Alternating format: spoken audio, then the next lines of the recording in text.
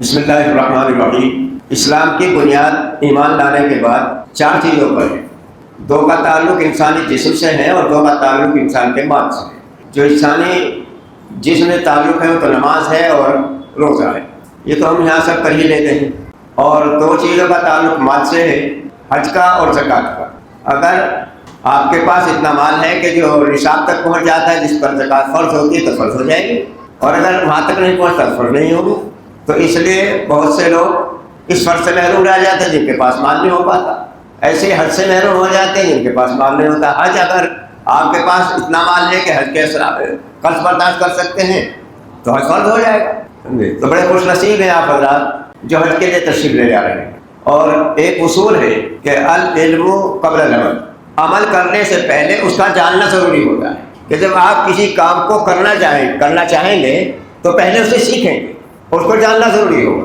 تو یہ فریضہ الحمدللہ ہمارے ڈاکٹر صاحب کافی عرصے سے انجام دے رہے ہیں، اور اس فن کے یہ ماشاءاللہ میں سمجھتا ہوں کہ جو ہم لوگ یہ سبق پڑھاتے ہیں حج کا سبجیکٹ پڑھاتے ہیں، ہمارے بہت سے استاد ہم نے بھی پڑھایا ہے، لیکن جتنی معلومات الحمدللہ ہمارے ڈاکٹر صاحب کو حاصل ہے، تو الحمدللہ اس فرض کو ہمارے ڈاکٹر صاحب کافی عرصے سے بغیر کسی معاوضے کے انجام دے رہے ہیں۔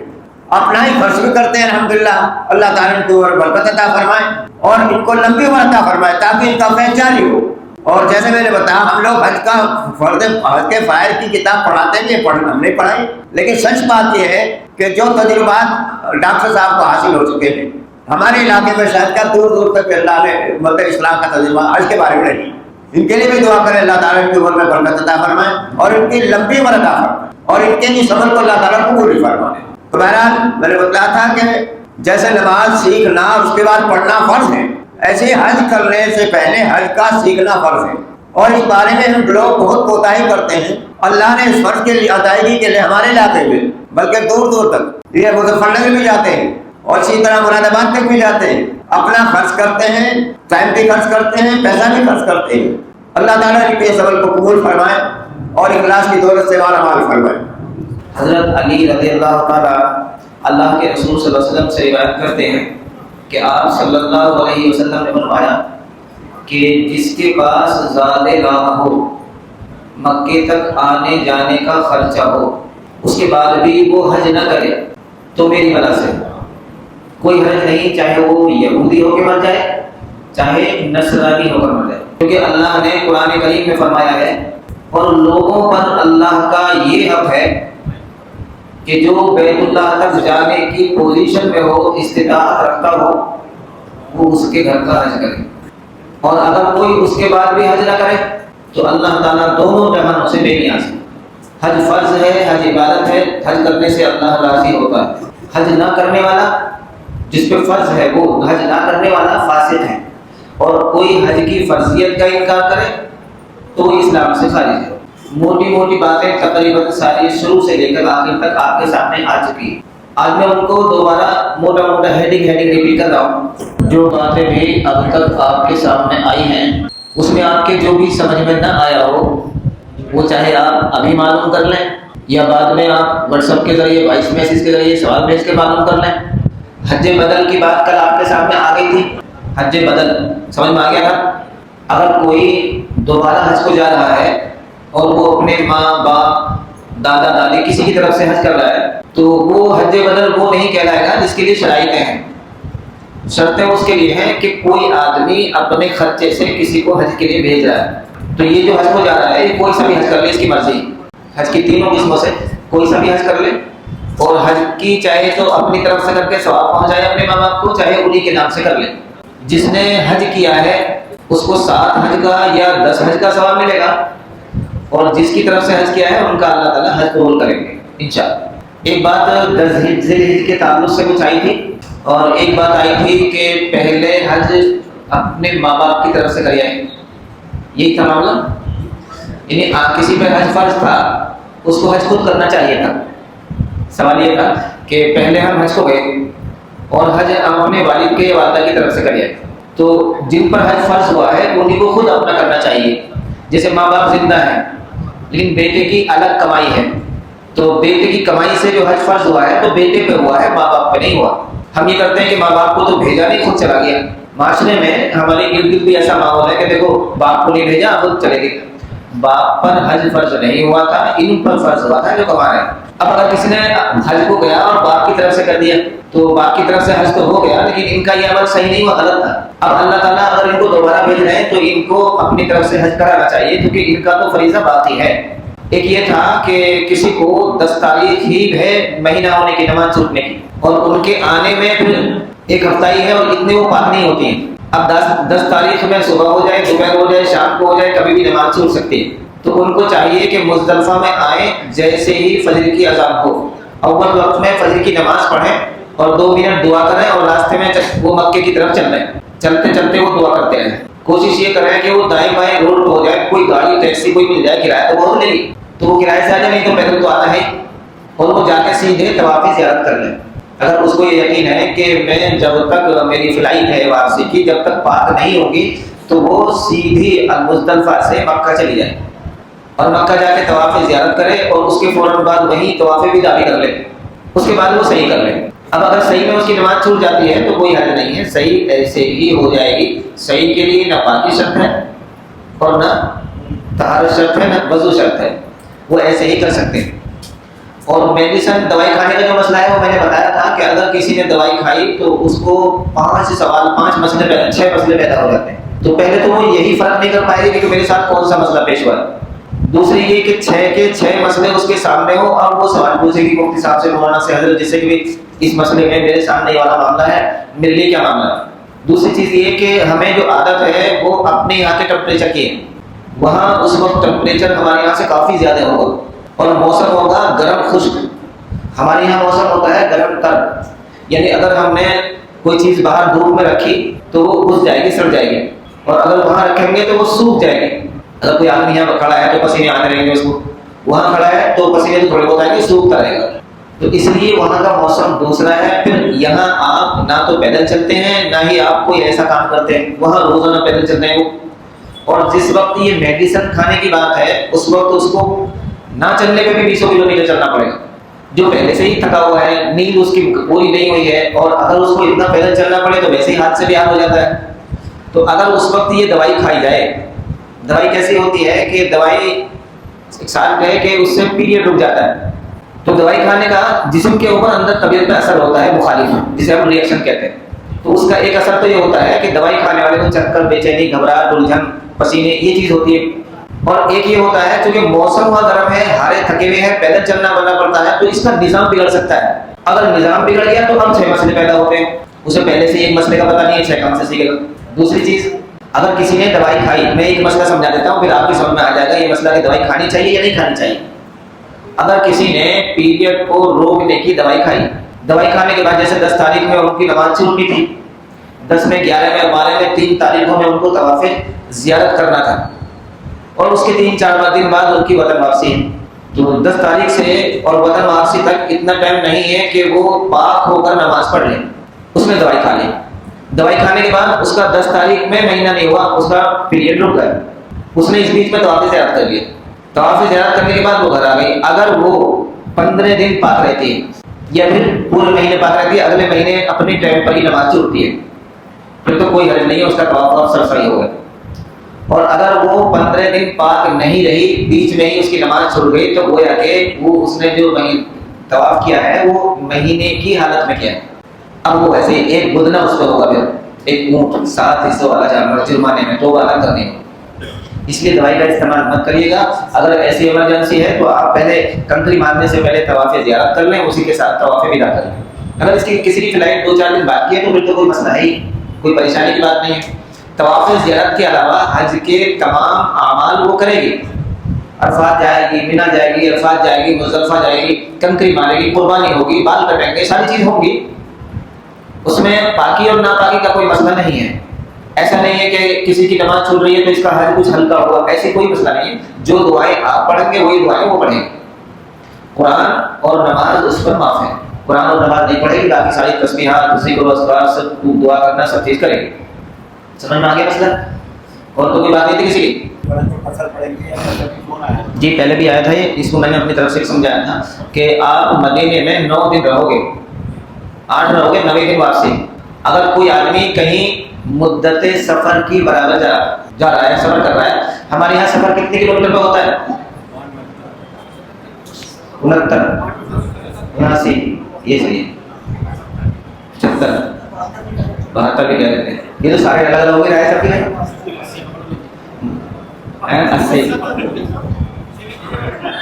سفر جو کی جو مدت ہے قصر کرنے کی وہ ہے 3 منزل. اس کا جب ہم حدیث میں الفاظ ہیں منزل کے اور فرلانگ کے، اسے جب ہم کلومیٹر میں کنورٹ کریں گے حساب سے تو 82.5 کلومیٹر بیٹھے گا.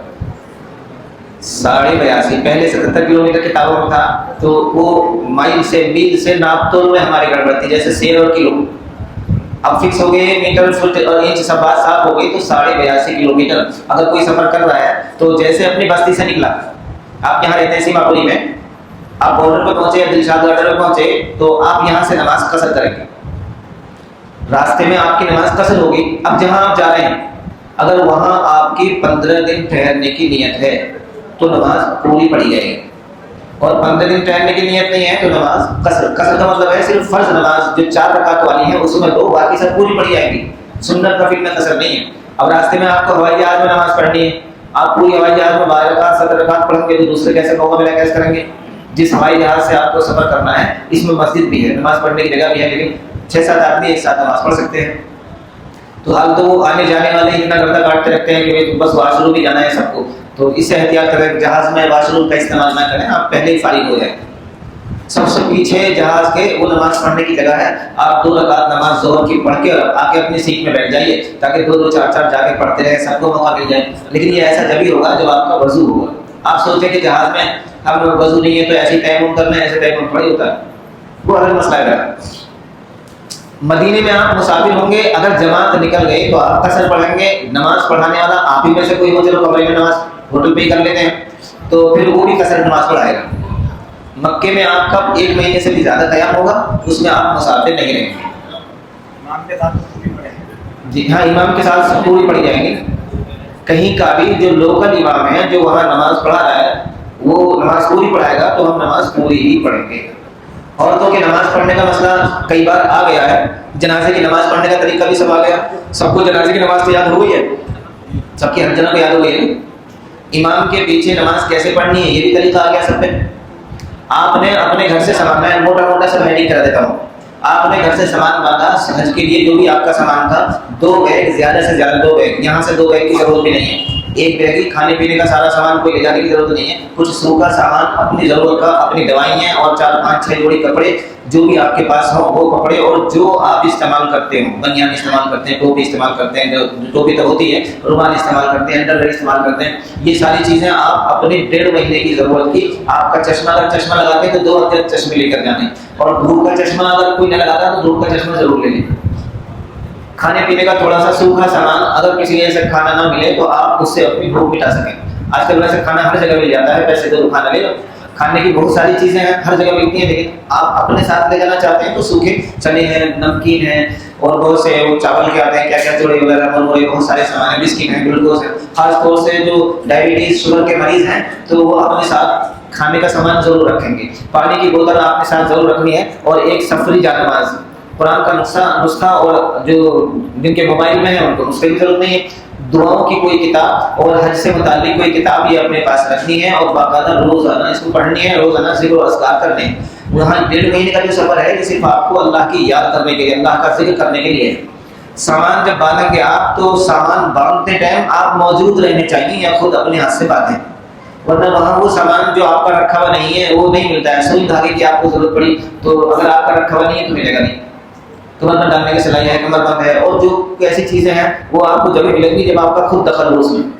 جب آپ ایئرپورٹ کے لیے جائیں تو جس گاڑی میں سامان رکھا جائے حاجی بھی اسی گاڑی میں بیٹھیں. کبھی کبھی گاڑی بچھڑ جاتی ہے، راستہ بھول جاتے ہیں تو پھر دقت ہوتی ہے. انٹرنیشنل فلائٹ جو ہوتی ہیں ان کے لیے اگر مدینے کی فلائٹ ہے آپ کی تو 4 گھنٹے پہلے پہنچیں گے، اور اگر جدہ کے لیے فلائٹ ہے تو 5 گھنٹے پہلے پہنچیں گے. اتنی کارروائیاں ہوتی ہیں اندر، ورنہ کیا ہے پھر بھاگم بھاگ آدمی حال سے بحال کچھ نہ کچھ پھر سامان چھوڑ دیتا ہے. سامان بک کرائیں، ٹکٹ آپ کو یہیں مل جائے گا، 2 دن پہلے ٹکٹ مل جائے گا آپ کو، بلکہ 1 ہی دن پہلے ملتا ہے. اپنا سامان بک کرائیے، اپنے جو ہے ہال میں جائیں گے، لاسٹ والے میں جہاں بٹھایا جائے گا، یہاں آپ اپنی ضرورت سے فارغ ہوگا، وضو باوضو بیٹھیں۔ جب جہاز کی لین میں چلیں تو آپ کا وضو ہو۔ جہاز میں جا کے حاجیوں کے لیے تو ویسے سیٹ فکس نہیں ہوتی ہے، پھر بھی بٹھانے والے بٹھاتے ہیں کہ بھی وہاں بیٹھ جاؤ، یہاں بیٹھ جاؤ، اور جو حاجی کے علاوہ سفر کرتے ہیں ان کی سیٹ فکس ہوتی ہے۔ جہاز میں بیٹھ کے آرام سے بیٹھ لگا کے درود شریف پڑھتے رہو۔ مدینے جانے والے ہیں اکثر، جب مدینہ قریب آئے جہاز میں کھانا ملے گا، پانی ملے گا، جو ضرورت ہوگی کھائیے، کھانا نہیں کھانا ہے تو اپنا اس کو رکھ دیجیے گا۔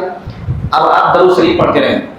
درود شریف تو آپ پہلے سے ہی پڑھ رہے ہیں، جہاز میں اور موقع ملے گا، اور بالکل سفر قریب ہے، منزل نیت ہے آپ کی اللہ کے نبی صلی اللہ علیہ وسلم سے ملاقات کرنے کی، دوسری نیت ہے آپ سے سفارش کی درخواست کرنے کی، اور تیسری نیت ہے آپ کی مسجد نبوی کی زیارت کرنے کی۔ جب مدینہ قریب آئے پہچان نہیں ہوگی کہ اسپیڈ جہاز کی کم ہوگی، کچھ نیچے کو آئے گا، بیلٹ باندھنے کا اعلان ہوگا، آپ سمجھیے کہ بس آقا کا دربار آ گیا۔ جب فلائٹ اتر جائے نیچے تو آپ آرام سے سیٹ پہ بیٹھے رہیں، آپ کا جو ہینڈ بیگ ہے جو اوپر رکھا گیا تھا اس کو اتار کے اپنی گود میں رکھ لیں۔ اکثر حاجی، اکثر لوگ وہ ایک دم کھڑے ہو کے گلیوں کو گھیر لیتے ہیں، راستوں کو۔ آپ بھی کھڑے ہوں گے تو 15-20 منٹ تک آپ کو بہت پریشانی سے کھڑا ہونا پڑے گا، دھکا مکی اور ویسے سب دیکھ کے ہنستے رہیں گے، آپ چپ چاپ نہیں کھڑے ہو گئے، منہ نیچے کریں۔ جہاز کا گیٹ کھلنے میں 15-20 منٹ تو لگ ہی جاتی ہیں۔ وہ اعلان کرتے رہتے ہیں بھی بیٹھیے، اشارہ نہیں ہوا ہے، گیٹ ابھی نہیں کھلا ہے، کپتان کی طرف سے ابھی آپ کو پرمیشن نہیں ملی ہے، لیکن بس وہ سب سے پہلے میں چلا جاؤں۔ جو سب سے پہلے جائے گا اور جو سب سے بعد میں جانے والا آدمی ہے اس کو وہی بیٹھا ملے گا اگلے ہال میں۔ پھر آپ ایک ہال میں جائیں گے، یہاں آپ کی جو ضرورت ہے اس سے فارغ ہو، وضو کریں، کوئی نماز رہ گئی ہے تو نماز پڑھیں، اس کے بعد آپ کا سامان آئے گا بیلٹ میں۔ یہ جہاز میں بتائیں گے کون سے نمبر کی بیلٹ میں آئے گا۔ سامان اٹھا کے آپ کو جو گاڑی ملے گی اس میں رکھ لیں۔ اس کے بعد میں آپ آرام سے بیٹھیں، نماز پڑھنی ہے تو نماز سے فارغ ہو، آپ گئے ہیں بیٹھے رہیے چپ چاپ، لائنوں کے چکر میں مت پڑیے گا، نہ شور شرابہ۔ جب آپ سے کہا جائے کہ لائن لگا لو تو تب آپ چلیے آرام سے، بہت زیادہ بھیڑ ہے تو یہاں سے بھی کھڑے رہیے۔ لائن میں آپ لگیں گے وہاں جیسے یہاں لائن میں لگ کے امیگریشن ہوا تھا آپ کا، ایسے ہی وہاں ہوگا۔ اس کے بعد آپ جب آگے اس کو پار کریں گے تو حج کمیٹی کے آدمی آپ کو ریسیو کریں گے، استقبال کریں گے آپ کا، اور یہ آپ کو بس تک لے جائیں گے۔ آپ کو یہ دیکھنا ہے کہ بس میں کون سی میں آپ کا سامان رکھا گیا۔ آج بس میں سامان رکھنا یہ مولوی کے آدمی کا کام ہے، جس بس میں سامان رکھا جائے اسی میں بیٹھنا ہے۔ آرام سے درود شریف پڑھتے رہیے گا شوق کے ساتھ اور اشتیاق کے ساتھ۔ یہ اشتیاق اور شوق کی بات آنے والی ہے، اللہ کے رسول صلی اللہ علیہ وسلم کا گھر، آپ کا شہر آنے والا ہے۔ آج ملاقات آپ سے ہوگی تو اپنے دل میں امنگ پیدا کریے گا، کیسے ملوں گا، کس چہرے کے ساتھ ملوں گا، کس دل کے ساتھ ملوں گا، میں نے دل کی دھلائی کتنی کی ہے، میں اللہ کے رسول صلی اللہ علیہ وسلم کے سامنے جانے لائق ہوا ہوں یا نہیں ہوا ہوں۔ نہیں ہوا ہوں تو آج سے شروع کر دیں۔ بس یہاں سے جہاں آپ کی بس کھڑی ہے 17 کلومیٹر آپ کا ہوٹل ہے۔ بس چلے گی تو 15 منٹ میں پہنچ جائیں گے انشاءاللہ، اور بھی پہلے پہنچ جائیں گے۔ جیسے ہی بس چلے گی 2 سے 4 کلومیٹر کے بیچ میں حدود حرم آئے گی، حدود مدینہ، حدود مدینہ، حرہ شرقیہ۔ یہاں دونوں طرف روڈ کے آپ کو پلر جو دکھائی تھی محراب کی شکل کے جو دکھائے تھے وہ لگے آئیں گے۔ جیسے ہی آپ حرم میں داخل ہوں ایسے ہی مدینے میں داخل ہونے کی دعا پڑھیں، اللہم ان ھذا حرم رسولک فاجعلہ لی وقایۃ من النار وامانا من العذاب وسوء الحساب۔ اس کے بعد شعر بتائے تھے آپ کو 2-3 جو بھی آپ کو یاد ہے وہ گنگنائیے۔ کہاں یہ میری قسمت، یہ حاضری مدینہ، کہاں یہ میری قسمت، یہ حاضری مدینہ، میں جاگتا ہوں یا رب یا خواب دیکھتا ہوں۔ یاد کر سکتے ہو اور دل لے کر جا رہے ہو تو کہیے بارگاہ سید الکونین میں آ کر نفیس، سوچتا ہوں کیسے آیا، میں تو اس قابل نہ تھا۔ بار بار پڑھیے، کہاں یہ میری قسمت، یہ حاضری مدینہ، میں جاگتا ہوں یا رب یا خواب دیکھتا ہوں۔ اور جب گنبد خضرا نظر آئے گا تو پھر یہ شعر ایسے پڑھیے، کہاں یہ میری قسمت، یہ روزہ مبارک، کہاں یہ میری قسمت، یہ روزہ مبارک، میں جاگتا ہوں یا رب یا خواب دیکھتا ہوں۔ آپ کو جو کئی سارے شعر بتائے تھے کتاب میں دیکھ کے اس کو پھر وہ ٹائم زیادہ ہوگا، وہ یاد کر لیجیے گا، کہیے گا درود شریف پڑھتے چلیے گا۔ ہوٹل میں جا کے آپ کو کمرے کی چابی ملے گی، وہ لے لیجیے گا۔ یہاں ٹینشن اور لڑائی مت کریے گا، ان کے ساتھ نہیں رہیں گے، ان کے ساتھ نہیں رہیں گے، ان کا یہ سب خام خان کی ہماری سوچ ہے۔ یہ کچھ دن کا سفر ہے اور شیئرنگ بیس پر ہوگا، تو جو بھی ساتھی آپ کا وہاں دستیاب ہو، آپ 2 ہیں، ہم 2 ہیں، یہ 3 ہیں، 4 ہیں، 5 کا کمرہ ہے، 3 تم ہو گے، 2 ہم ہو گے، آپ کی ثوابیت کے اوپر ہے۔ چابی لیجیے گا، ہوٹل کا کارڈ لیجیے، کمرے میں جائیے، غسل کریے گا، سفید کپڑے پہنیے گا، خوشبو لگائیے گا۔ اس کے بعد میں آپ درود شریف پڑھتے ہوئے نہیں چاہیے، ابھی اللہ کے رسول صلی اللہ علیہ وسلم سے ملاقات کے لیے جانا ہے۔ اگر نماز کا ٹائم ہے تو یہ دیکھیے نماز کا ٹائم کیا ہے تاکہ نماز مدینے میں پڑھیں. یہاں سے جانے کے بعد میں آپ کی جیسے وہاں انٹری ہوئی اب نمازوں کی گنتی شروع ہونے لگے گی. کئی ساری نماز تو بازاروں میں جائیں گی, کئی ساری نمازیں ہوٹل میں جائیں گی, کئی ساری نمازیں جو ہے وہ ایسے جائیں گی, بس ابھی چل رہے ہیں. اور وہ مسئلہ جو ہے وہ ہے تکبیر اولیٰ کا. اسی مسجد میں وہ جو کہیں گے مجھے بس ایک ہی دن کی چھٹی, بس بس وہاں چلے گئے تھے ایسے. وہ تو جب ہے جب تکبیر اولیٰ ملے پہلے دن آپ اسی گیٹ سے داخل ہوں گے جو آپ کے ہوٹل کے سامنے ہے. کون سا جو سبھی روڈ ہے, نام وغیرہ سارے میں نے سمجھائے تھے آپ کو. موبائل نمبر, فون نمبر, عورتوں کے گیٹ پہ لے جانا ہے, وہاں لے جا کے چھوڑنا ہے. امام کے رائٹ سیدھے ہاتھ پہ گیٹ نمبر 13 14 15 16 17 18 یہ عورتوں کے لیے ہے. انٹری بھی یہیں سے ہوگی اور ان کا ایگزٹ بھی یہیں سے ہوگا, جائیں گے بھی یہیں سے نکلیں گے بھی یہیں سے. اور امام کے الٹے ہاتھ پر وہ گیٹ نمبر 23 24 25 ایک بیچ میں چھوڑ کے 27 28 29 یہ عورتوں کے لیے ہے. اور اگر عورتیں صرف سلام پڑھنے کے لیے جا رہی ہیں تو وہ 26 27 سے ان کی انٹری ہوگی. اور اگر آپ روزے میں جائیں گے پرمٹ جو آپ کے موبائل میں ہے یا حج کمیٹی دے گی نسب کے ذریعے سے, تو آپ کا داخلہ ہوگا عورت اور مرد دونوں کا الگ الگ ٹائم. داخلہ ہوگا 37 اور 38 نمبر گیٹ سے. اندر جائیں گے پرمٹ کے ذریعے سے, سمجھ میں آ جائے گا وہاں جانے کے بعد. اور مرد حضرات سلام پڑھنے جائیں گے گیٹ نمبر 1 باب السلام سے. سلام پڑھنے جائیں گے تو اپنے جوتے چپل کا بیگ تھیلا اپنے ساتھ رکھیں گے. جب بھی حرم جائیں گے ایک ہینڈ بیگ جو آپ کا تھیلا اتنا جو پٹھو بیگ سے چھوٹا ہوتا ہے جس میں آپ کوئی کتاب یا ایک جیب میں الگ سے اس کے پولیتھین میں رکھ کر جوتے چپل, ایک پانی کی بوتل یا آپ کا کوئی ضروری سامان موبائل یہ سب اس میں رہے گا. جیسے ہی آپ مسجد میں داخل ہوں اعتکاف کی نیت کریں گے اللہم افتح لی دعا پڑھ کے, اور پڑھیں گے صلی اللہ علیہ یا محمد صلی اللہ علیہ یا محمد صلی اللہ علیہ یا محمد. تقریباً 70 بار پڑھیں گے. اللہ کے نبی صلی اللہ علیہ وسلم کے چہرے انور کے سامنے آئیں گے تو سلام پڑھنے کا جو طریقہ سمجھایا تھا, اللہ کے نبی صلی اللہ علیہ وسلم کا حلیہ مبارک, آپ کا چہرہ مبارک, آپ کا اخلاق مبارک, آپ کا طور و طریقہ, یہ سارے اپنے دل میں بسائیے. اور ایسے بسائیے گا کہ دل سر گردن جھکائیں تو دیکھ جائے, اتنی محبت پیدا کریے گا. ایک ایک چیز کو الگ الگ کرے گا. صرف آنکھ لے لیجیے گا, آنکھ ایسی تھی, دکھائی ایسے دیتا تھا, رنگ ایسا تھا, کلر ایسا تھا, ڈور ایسے پڑے ہوئے تھے, پلک ایسی تھی, پلکوں کی لمبائی اتنی تھی, گھنی اتنی تھی, بہو اتنی تھی, آنکھ وہاں تک کا دیکھتی تھی, پیچھے کو بھی دکھائی دیتا تھا, سامنے کو بھی دیکھتے تھے. کان کی ایک بات جو میں نے آپ کو بتائی ہے یاد رہے گی انشاءاللہ. یہ اس پہ واٹس ایپ پہ بھی ڈالنا ہے ساتھ کے ساتھ, آپ کے پاس آتی ہوگی یوٹیوب پہ, کئی بار اس کو سنیے گا, ذہن میں بیٹھ جائے گا انشاءاللہ. بہت ادب کے ساتھ آپ سلام پڑھیے گا. کئی طرح کے سلام میں نے بتائے تھے, وہ سلام پڑھیں جو اپنی زبان میں آتے ہیں وہ سلام پڑھیں, اور خوب دل لگی سے, دل کی اندر کی گہرائی سے آپ کو سلام پڑھنا ہے. سلام پڑھیں گے آپ تو دل بھی حاضر ہو اور آپ بھی حاضر ہو. نہ رونا ہے, نہ آواز نکالنی ہے, نہ چیخنا ہے, نہ سسکیاں لینی, خاموشی کے ساتھ. یہ آقا کا دربار ہے, یہاں تیز آواز میں بولنا سخت گستاخی ہے. اللہ نے فرمایا اگر میرے نبی کی آواز سے اونچی آواز نکالو گے تو تمہارے اعمال برباد کر دوں گا. آپ کو جتنی دیر بھی کھڑے ہونے کا موقع ملے کھڑے ہوں, سلام پڑھیں. سلام بیچ میں رہ گیا, وہ چلا رہے ہیں, آپ چپ چاپ کو چلیے سلام پڑھتے رہیے گا. جس نے بھی سلام کہا ہے ان سب کے سلام کا طریقہ بتایا تھا کہ ایسے ایسے سب کا سلام عرض کرنا ہے اور سفارش کی درخواست کرنی ہے. وہ آپ باہر جا کے گیٹ نمبر 41 باب بقی سے آپ باہر نکلیں گے, اور باہر نکل کے آپ جب رائٹ ہینڈ گھومیں گے تو گنبد خضرا پھر آپ کے سامنے ہوگا. جب وہ آپ کے سامنے ہوگا تو وہاں سے آپ خوب بات کہیے گا, خوب سلام پڑھیے گا, 1 گھنٹے تک خوب چپ کے روتے رہیے گا, اپنی ساری بات کہیے گا. مدینے میں آپ کوشش کریں گے انشاءاللہ نماز سے پہلے مسجد میں انٹری کی, ورنہ وہ باہری گلیوں میں, سڑکوں پر, صحنوں میں. اور اگر نہیں سیکھا, نہیں گئے تو امام کے آگے ہی نماز پڑھتے رہتے ہیں. آپ کو اس کا خیال کرنا ہے. مدینے میں مسجد نبوی کے باہر شہر میں آپ کو فوٹو بھی دکھائے تھے, وضو خانوں کے واش روم کے 4 منزل نیچے. جب بھی ضرورت ہو وضو کریے گا, جا کے پھر آ جائیے گا. مسجد نبوی میں اندر جو پانی پینے کے کچھ جگ رکھے ہوئے ہیں ان میں زمزم ہے, اور جو جگ باہر رکھے ہوئے ہیں وہ نارمل سادہ پانی ہے. پینے کی ٹنکی جو باہر لگی ہوئی ہے ان میں بھی سادہ ہے. بس ایک جگہ زمزم گیٹ نمبر 310 آپ کو سمجھایا تھا, وہاں زمزم ہے, اور وہ آپ کو چاہے وہاں سے ڈرام بھر لیں کتنا ہی بھر لیں. اور قاضی بتائے تھے کہ اس وقت وہ کھلتا ہے, اور وہ اس کا جو تھوڑا سا 2 منٹ کا یوٹیوب پہ بھی ہے, اسے دیکھ کے اس سے بھی سمجھ لیں. مدینے میں رہ کے مسجد نبوی کی زیارت کے علاوہ, مسجد نبوی کے علاوہ آپ کو دیگر مساجد کی زیارت کرنی ہے. اللہ کے نبی صلی اللہ علیہ وسلم کی جو یادگاریں ہیں ان کی زیارت کرنی ہے آپ کو. خاص طور سے مسجد قباء ہفتے کے روز جانا ہے, اور جبل احد جمعرات کو جانا ہے. یہ دونوں سنت آپ کو ملیں گی. آپ کو جمعرات بھی ملے گی اور آپ کو ہفتہ شنیچر بھی ملے گا. یہ لمبی چوڑی دور نہیں ہے کہ کتنا کرایہ لگے گا, کتنا 4-5 آدمی ہو جائیے, 2 ریال آئیں گے حصے میں. پیدل چلے جائیں گے, 3.25 کلومیٹر ہے. اور جو وہاں دل کو لے کر گئے ہیں وہ روز جاتے ہیں. روز بھی نہ جائیں, آپ 1 دن چھوڑ کر چلے جائیں. کئی بار جائیے گا, وہاں 2 رکعت نماز پڑھیں گے, 1 مقبول عمرے کا ثواب ملے گا. مسجد قباء کی بات کئی بار آ گئی تھی. اور ایسے ہی ساری مسجدوں کی آپ کو زیارتیں کرنی ہے، وہ ساری ایک ہی دن میں ہو جائیں گی. صرف 10 ریال لے گا بس والا، آپ کے کمرے پہ بس والے روز نہ کریں گے، کسی کو زیارتوں پہ جانا، کسی کو زیارتوں پہ جانا، کل صبح جائیں گے. ایسے جس کو جانا پلانا ہو ایسے چلے جائیے گا. اگر آپ کو کھجور مدینے سے لینی ہے تو یہ دیکھنا وہ کھجور لینی ہے جن پر ڈنٹل یعنی نشان ہوتا ہے، پھل لگنے کا جو ڈنٹل جسے ہم بولتے ہیں یہ ہے.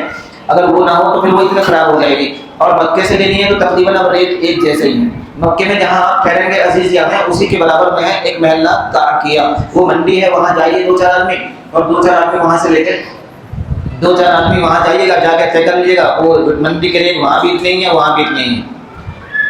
مدینے سے لانا چاہتے ہیں تو آپ کی مرضی ہے، کتاب میں نے دیا بھی ہے 139 نسل کی کھجوریں پائی جاتی ہیں. مدینے کی منڈی میں 39 قسم کی کھجوریں عام دستیاب ہوتی ہیں، اپنی اپنی پسند کی ہے. کوئی دوسری کوئی پسند کرتا ہے، کوئی پسند کرتا ہے سب سے اچھی جو کوالٹی ہے حدیث میں جس کا ذکر بہت زیادہ آیا ہے وہ کون سی ہے؟ عجوا.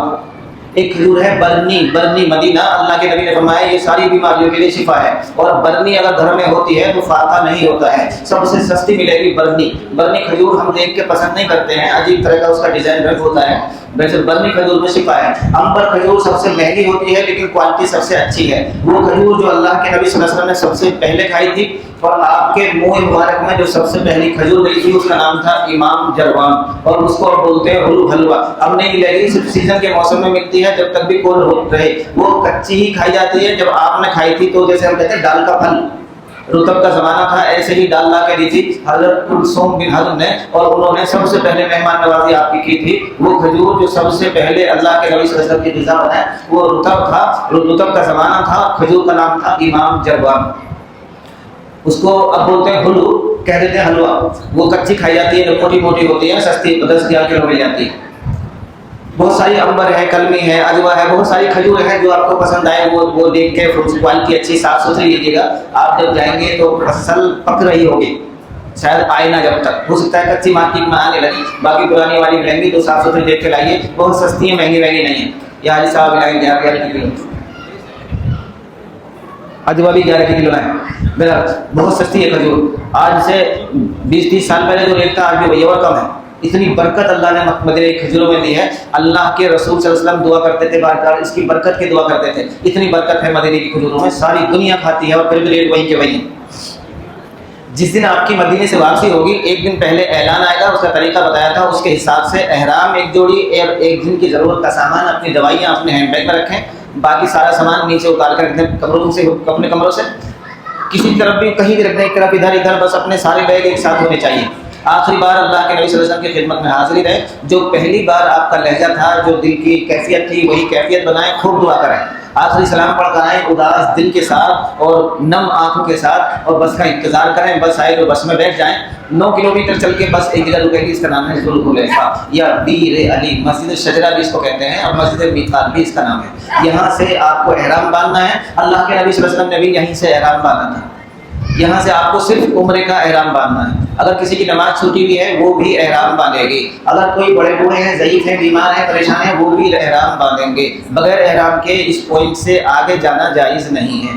جن کو عذر ہے بیماری کا، بڑھاپے کا یا ایام کا، ان کے لیے بہتر یہ ہے کہ مدینہ ہوٹل پہ اچھی طرح غسل کر کے وضو کر کے ان کو احرام کے کپڑے وہیں پہنا دیں.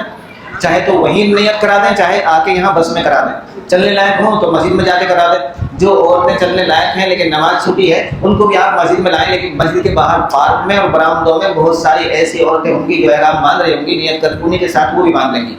اور جن کے جو مسجد میں جانے لائق ہیں، نماز پڑھنے کی پوزیشن میں اندر مسجد میں جائیں گی. آپ ساتھ جائیے گا، اکیلے مت جائیے گا، ساتھ واپس آئیے گا.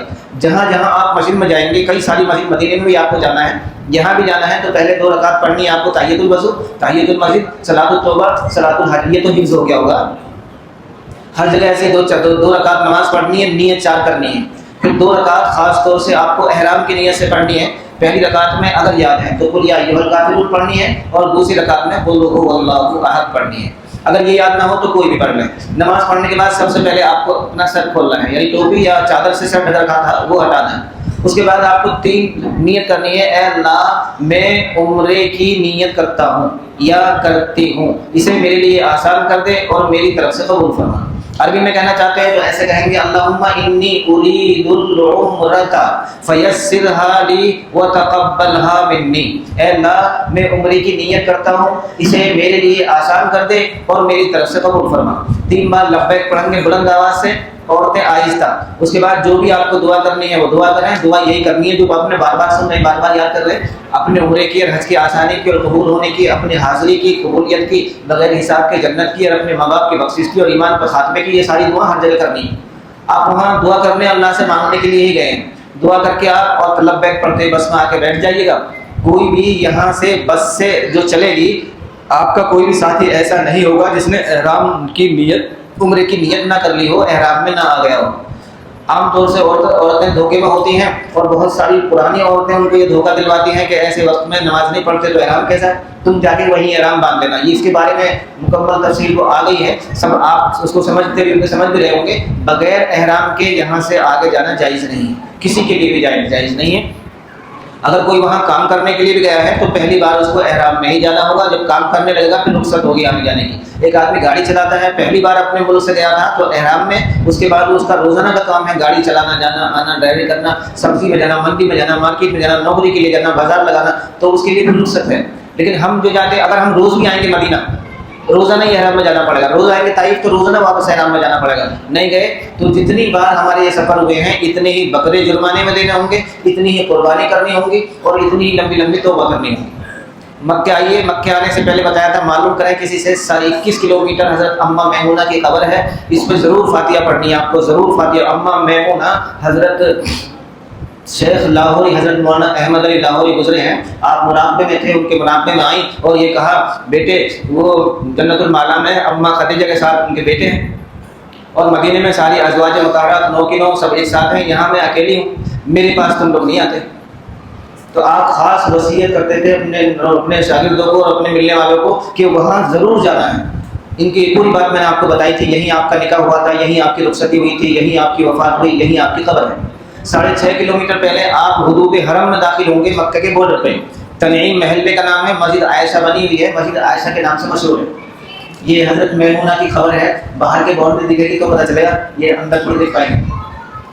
آپ کے جاتے ہوئے آپ کے سیدھے ہاتھ پہ پڑے گی، ڈرائیور سے کہہ دیں کہ اگر میمونہ حضرت اماں کی قبر، تو وہ کہہ دے گا یہ اشارے سے یہ بالکل آن روڈ کے کنارے پر ہے، بلکہ ایک روڈ اور اس کے اوپر ہے۔ تو آپ آرام سے دیکھ لیں گے، دن ہو یا رات دیکھ لیں گے، دیکھ کے وہیں پڑھیں، وہیں سے بس پڑھیے، نہ دیکھیں گے تو ایسے ہی پڑھیے، روزانہ پڑھیے گا اس نیت سے اماں میمونہ کے لیے فاتحہ، یہ سارے ثواب۔ یہ باہر سے یہ تو پرانا فوٹو ہے، پرانی سا ہو رہا ہے، بڑا اس ٹائم بڑا خوبصورت کلر کر رکھا ہے، اس پہ کلر یہی ہے، ہلکا پیلے رنگ کا ہے، اور یہاں بورڈ لکھا ہوا اماں میمونہ کی قبر۔ نہیں، آپ کو دکھائے گا، سلو کر کے اشارہ کر دے گا یہ ہے، بس آپ پڑھتے جائیے، آنکھیں دیکھ لی، آنکھوں سے دیکھ لی، آنکھ ٹھنڈی ہو گئی۔ جیسے ہی مینا حرم کی حد آئے گی تو ایک دم کہیے گا اللہم انا ھذا حرمک وحرم رسولک فحرم لحمی وعظمی ودمی علی النار۔ اپنی زبان میں کہیے اے اللہ یہ تیری حویلی ہے، اللہ یہ تیرا محل ہے، اللہ یہ تیرا حرم ہے، تو اس حرم میں آنے کی برکت سے میرا گوشت، میری ہڈی، میری کھال اور میرے خون کو آگ پر حرام کر دے۔ اپنی زبان میں کر لیجیے گا، میری ہڈی اور گوشت اور خون اور کھال آگ پر حرام کر دے۔ سچی توبہ کریے، اللہ کے سامنے سچا وعدہ کریے گا کہ میں مکے میں کیسے رہوں گا، احترام کے ساتھ رہوں گا، نہ لڑوں گا، نہ جھگڑوں گا، نہ کسی سے میں کوئی شکایت کروں گا، میں مکے کی ہر چیز سے محبت کرتا ہوں، مکے کا ہر باشندہ مجھے محبوب ہے، کوئی مکے میں آ کے رہ رہا ہے مجھے وہ بھی اچھا لگتا ہے، اللہ یہ تیرا شہر ہے، تو نے اپنے گھر کے لیے اسے پسند کیا ہے، مجھے بھی محبوب ہے۔ یہ ہے حدود حرم کی نشانی۔ یہ حرم کے جہاں جہاں بھی ہیں ایسے پلر ہیں، جہاں آپ گزریں گے تو بیچ روڈ پہ تو گول پلر ہے اور دائیں بائیں یہ ہیں۔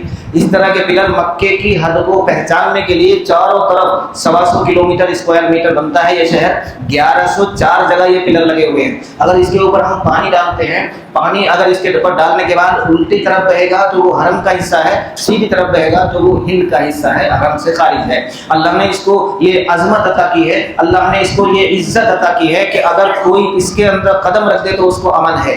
گھاس کا تنکا اگر اس میں کھڑا ہے تو اس کو زندگی بھر کاٹا نہیں جائے گا، اگر کاٹ لیا تو ناجائز بھی ہوگا۔ یہ جدے سے جانے والے راستے پر ہے رحل والا پل، اس جگہ کا نام ہے السمیش۔ اس کے تھوڑا سا 2 کلومیٹر پہلے پولیس چوکی بنی ہوئی ہے، اس کا نام ہے السمیشیہ چیک پوائنٹ۔ نقطۂ تفتیش، اور اس سے 1.5 کلومیٹر رائٹ طرف جو ہے حدیبیہ کا مقام ہے جہاں صلح حدیبیہ ہوئی تھی۔ اصل یہ حدیبیہ کے نام سے ہی مشہور ہے، لیکن چونکہ اس جگہ نقطۂ تفتیش یعنی پولیس چوکی بنائی ہے الشمیس کے نام سے، تو یہ الشمیس کے نام سے رحل والا پل، شاید آپ اسے نہ دیکھ سکے۔ اب یہ بس والے ادھر کو نہیں لاتے ہیں، جدے سے جانے والوں کو بھی ادھر سے ہی لے جاتے ہیں، ادھر تھوڑی سی سختی ہوتی ہے ڈرائیوروں کے اوپر، تو وہ ادھر سے نہیں جا رہے، ادھر سے جا رہے ہیں کئی سال سے۔ بہرحال ایسا لگتا ہے جیسے رحل کے اوپر قرآن شریف رکھا ہے کھلا، بڑا خوبصورت منظر ہے، بڑا خوبصورت لگتا ہے، بہت ہی اچھا لگتا ہے۔ اگر وہاں آپ رہتے ہوئے عمرہ کریں گے تو ایک عمرہ حدیبیہ سے کریے گا، جب حدیبیہ کے لیے بس کریں گے اور ٹیکسی کریں گے تو وہاں کی 10 روزہ لگیں گے آنے جانے کے، یہاں کے 15 بس اتنا فرق ہوگا۔ تو اس سے یہ طے کریے گا کہ جب حدیبیہ سے واپسی آئیں گے یہ اس پل سے پہلے پڑے گا، اس پل سے تھوڑا سا پہلے یہ ہے نشان، حدود حرم کا نشان۔ تو اس ٹیکسی والے سے یہ کریں گے کہ واپسی میں تم الشمیس کی طرف سے لے جانا، تو پھر رحل والے پل کے نیچے سے جائیں گے، اسے بھی دیکھ لیں گے، دیکھ کے ہی اچھا لگا، ایسا مزہ آتا ہے دیکھ کے بھی، میں نے کیا چیز دیکھ لی، عجیب عجیب منظر ہوتا ہے، ہر چیز ایسی لگتی ہے ہمارے لیے۔ مکہ شہر اللہ کی پسندیدہ زمین، پسندیدہ کیسے؟ ساری دنیا میں اور ساری زمینوں میں اللہ نے جس کو اپنے گھر کے لیے پسند کیا سب سے زیادہ فرمانبردار زمین مکے کی زمین۔ یہ حدیبیہ کی جگہ مقام ہے، یہ مسجد حدیبیہ ہے اس کا نام، جس جگہ اللہ کے نبی صلی اللہ علیہ وسلم کے ہاتھ پر 1450 صحابہ نے بیعت کی تھی اور موت پر بیعت کی تھی، وہ یہ جگہ ہے۔ اب حضرت ابو عثمان غنی کو آپ نے بھیجا تھا صلح کی بات کرنے کے لیے مکے میں، لیکن پتہ چلا افواہ ہو گئی کہ آپ کو شہید کر دیا گیا، تو اس جگہ اس کے پیچھے کا حصہ دیکھ سکتا ہے، تو اس جگہ یہ مسجد بنی ہوئی ہے، اس کے ٹھیک پیچھے جی یہ ہاں ٹھیک اس کے پیچھے پرانی عمارت چمک رہی ہے، پیڑ کھڑا ہے، تو یہاں وہ پیڑ تھا، وہ پیڑ اب نہیں ہے، حضرت عمر فاروق نے اس پیڑ کو کٹوا دیا تھا، صحابہ لوگ اس کی تعظیم، یہ جگہ ہے وہ، اور اب یہ جگہ ایک جال سے گھیر رکھی ہے جیسے لوہے کا جال ہوتا ہے، اس جگہ وہ بیعت ہوئی تھی۔ جب پتہ چلا حضرت عثمان غنی شہید کر دیے گئے تو اللہ کے نبی نے فرمایا تھا کہ عثمان کا انتقام لے کر جائیں گے، تو سارے صحابہ نے ہاتھ اٹھا رکھا ایسے الٹا ہاتھ، سارے صحابہ نے ہاتھ کے اوپر ہاتھ رکھا، جب سب صحابہ نے رکھا تو اللہ کے نبی صلی اللہ علیہ وسلم نے اپنا سیدھا ہاتھ ان سب کے اوپر رکھا اور یہ کہا یہ عثمان کی طرف سے۔ حضرت عثمان غنی اس بیعت میں شریک نہیں ہے، لیکن آپ نے ہاتھ رکھا کہ عثمان غنی کا ہاتھ ہے، اور اللہ نے پھر پروانہ بھیجا سب کو، اللہ ان سب سے راضی ہو گئے۔ یہ وہ جگہ ہے جہاں صلح حدیبیہ ہوئی تھی۔ آپ نے یہ بھی سنا ہوگا، میں نے بھی تھوڑا سا بتایا تھا کہ جتنے بھی پانی ہیں سب سے افضل پانی کون سا ہے؟ زمزم۔ ایک حوض کوثر ہے، تو حوض کوثر زیادہ افضل ہے یا زمزم زیادہ افضل ہے؟ یہ مسئلہ تھا۔ زمزم افضل اس لیے ہے کہ اللہ کے نبی صلی اللہ علیہ وسلم کا دل 4 بار دھویا گیا، سینہ چیر کر دل نکال کر، جو برتن آیا دل رکھنے کے لیے وہ جنت سے آیا، اور پانی لیا زمزم۔ اگر وہ پانی اس سے افضل ہوتا تو وہیں سے پانی آتا، لیکن ایک پانی جو اس پانی سے بھی افضل ہے وہ پانی معجزے کے طریقے طور سے اللہ کے نبی صلی اللہ علیہ وسلم سے یہاں یہ معجزہ ہوا تھا، یہ زمزم کا کنواں ہے، اندر سے ایسا ہے۔ اب آپ لوگ نہیں دیکھ سکتے ہیں، تو اندر ہے تہخانے میں بیسٹمنٹ میں ہے، پہلے یہ دکھائی دیتا تھا، دیکھتے تھے، یہیں جا کے پانی پیتے تھے۔ اس میں 2 پائپ اتنے بڑے بڑے پیتل کے ہیں جو جن میں سمر سیول ہر ٹائم 24 گھنٹے چلتا رہتا ہے، اور ساری دنیا وہ پانی پی رہی ہے۔ تو اللہ کے نبی صلی اللہ علیہ وسلم جس وقت وہاں تھے، صلح حدیبیہ ہوئی تھی، تو 1450 صحابی آپ کے ساتھ تھے۔ آپ نے صحابہ نے کہا اللہ کے نبی صلی اللہ علیہ وسلم ہمارے پاس پانی ختم ہو گیا، پینے کو پانی بھی نہیں ہے، اور یہ پرانے زمانے میں یہی صحیح زمزم پینے کا طریقہ تھا، یہ پانی پیتے تھے جی۔ یہ اور پہلا ہے، اب اس کے بعد میں پھر اس پہ انہوں نے پیتل کا جال لگایا اور سمر سیل کے پائپ، یہ اور پہلا ہے۔ اس کے بعد دوسرا ڈیزائن بدلا اور اب وہ بھی ختم۔ تو اللہ کے نبی صلی اللہ علیہ وسلم سے کہا کہ ہمارے پاس پینے کا پانی ختم ہو گیا ہے، نہ جانوروں کے لیے پانی ہے۔ 1450 صحابہ کے ساتھ جانور کتنے ہوں گے؟ تو آپ کے پاس ایک مشکیزے میں تھوڑا سا پانی تھا، اللہ کے نبی صلی اللہ علیہ وسلم نے اپنی انگلی اس طریقے سے مشکیزے میں ڈال دی اس میں، اور اس پانی کے برتن میں، تو ان انگلیوں سے پانی کے فوارے ابلنے لگے۔ وہ پانی جو اللہ کے نبی صلی اللہ علیہ وسلم کے انگلیوں سے معجزے کے طور پر نکلا، وہ سارے پانیوں سے افضل ہے، وہ زمزم سے بھی افضل ہے، وہ حوض کوثر سے بھی افضل ہے۔ 1450 صحابہ نے پانی پیا، سارے جانوروں نے پانی پیا، اور سارے برتن آپ نے بھرے، آپ کی انگلیوں سے نکلنے والا پانی وہ اسی جگہ نکلا تھا جہاں حدیبیہ آپ کو دکھایا تھا۔ یہ زمزم نکلنے کی پوزیشن ہے، ایسے پانی ابلتا رہتا ہے، 3 سوراخ ایسے ہیں کہ ایک آدمی اوسط قد کا اس میں آرام سے بیٹھ سکتا ہے۔ ایک سوراخ جو ہے وہ زمزم صفا پہاڑی کی طرف سے آیا ہے، اور ایک طرف سوراخ مروہ پہاڑی کی طرف سے آیا ہے، اور ایک سوراخ حجر اسود کی طرف سے آیا ہے۔ ان میں سے ہر ٹائم پانی ابلتا رہتا ہے۔ ایک سوراخ میں کسی ٹائم شاید صاف کرنے کے لیے کوئی پتھر لگایا ہوگا، اور پھر صاف کرنے کے بعد وہ پتھر نہ ہٹایا ہو یا کسی وجہ سے اس میں پانی فوار کی طرف سے، فوارے کی طرح سے چاروں طرف سے فوار بن کے چلتا ہے، باقی میں وہ اتنے بڑے سوراخ میں سے ایسے ہی پانی ابل رہا ہے۔ 40 فٹ پہ پانی کے سوتے ٹوٹے ہیں. کل گہرائی کنویں کی جو ہے وہ 100 فٹ ہے. 12 فٹ زمین سے کنواں نیچے ہے جو تہخانے میں بیسمنٹ میں ہے. پھر انڈر گراؤنڈ سب کچھ کیا گیا ہے. خدائی ایک محلہ ہے, اس محلے میں زمزم کی فیکٹری لگائی ہے. پوری دنیا کو پانی سپلائی ہوتا ہے, بند سیل بند پیکٹوں میں بوتلوں میں, بس وہیں سے ہوتا ہے. آپ مکے میں آ گئی. مکے میں آنے کے بعد آپ نے جو ہے اپنے ہوٹل پہ جا کے اور پلان جیسے بنایا تھا آپ کا, آج ہی ہمیں اللہ کے گھر کا دیدار کرنا ہے, آج ہی عمرہ کرنا ہے, ضرورت سے فارغ ہوں, زمزم کیجیے ابھی پائپ ہے اس شکل کے. تو ٹھیک دکھ رہے ہیں آپ کو ذرا, بس پانی ہر وقت ایسے باقاعدہ نکلتا رہتا ہے. نہ اس پانی میں ہیک آتی ہے, نہ بدبو آتی ہے, نہ کچرا آتی ہے. پھر بھی اس کا کیمیکلی ایگزام بھی ہوتا ہے. جیسے کہتے ہیں اللہ کے نبی صلی اللہ علیہ وسلم نے فرمایا زمائے زمزم لما شرب والا, زمزم کا پانی جس نیت سے بھی پیو گے اسی میں آرام کرتا ہے. دماغ بھی آتی ہے سائنٹیفک طریقے سے ہر بیماری میں. کیسے اگر ہم زمزم کا کیمیکلی معائنہ کرتے ہیں تو اس میں 6 سال پائے جاتے ہیں. اب جو میڈیسن دوائی دی جاتی ہے, ڈاکٹر لوگ دوائی دیتے ہیں تو وہ کوئی نہ کوئی سالٹ ہوتا ہے. یہ سالٹ کی طرف جاتا ہے, یہ بیماریاں, ٹھنڈی بیماریاں, پیٹ کی بیماریاں, وسوجن کی بیماریاں, ہیضے کی وغیرہ وغیرہ بیماریاں. تو جتنی بھی ہم سالٹ استعمال کرتے ہیں وہ زمزم میں سارے موجود ہیں. اس لیے زمزم کا پانی ہر بیماری میں فائدہ دیتا ہے.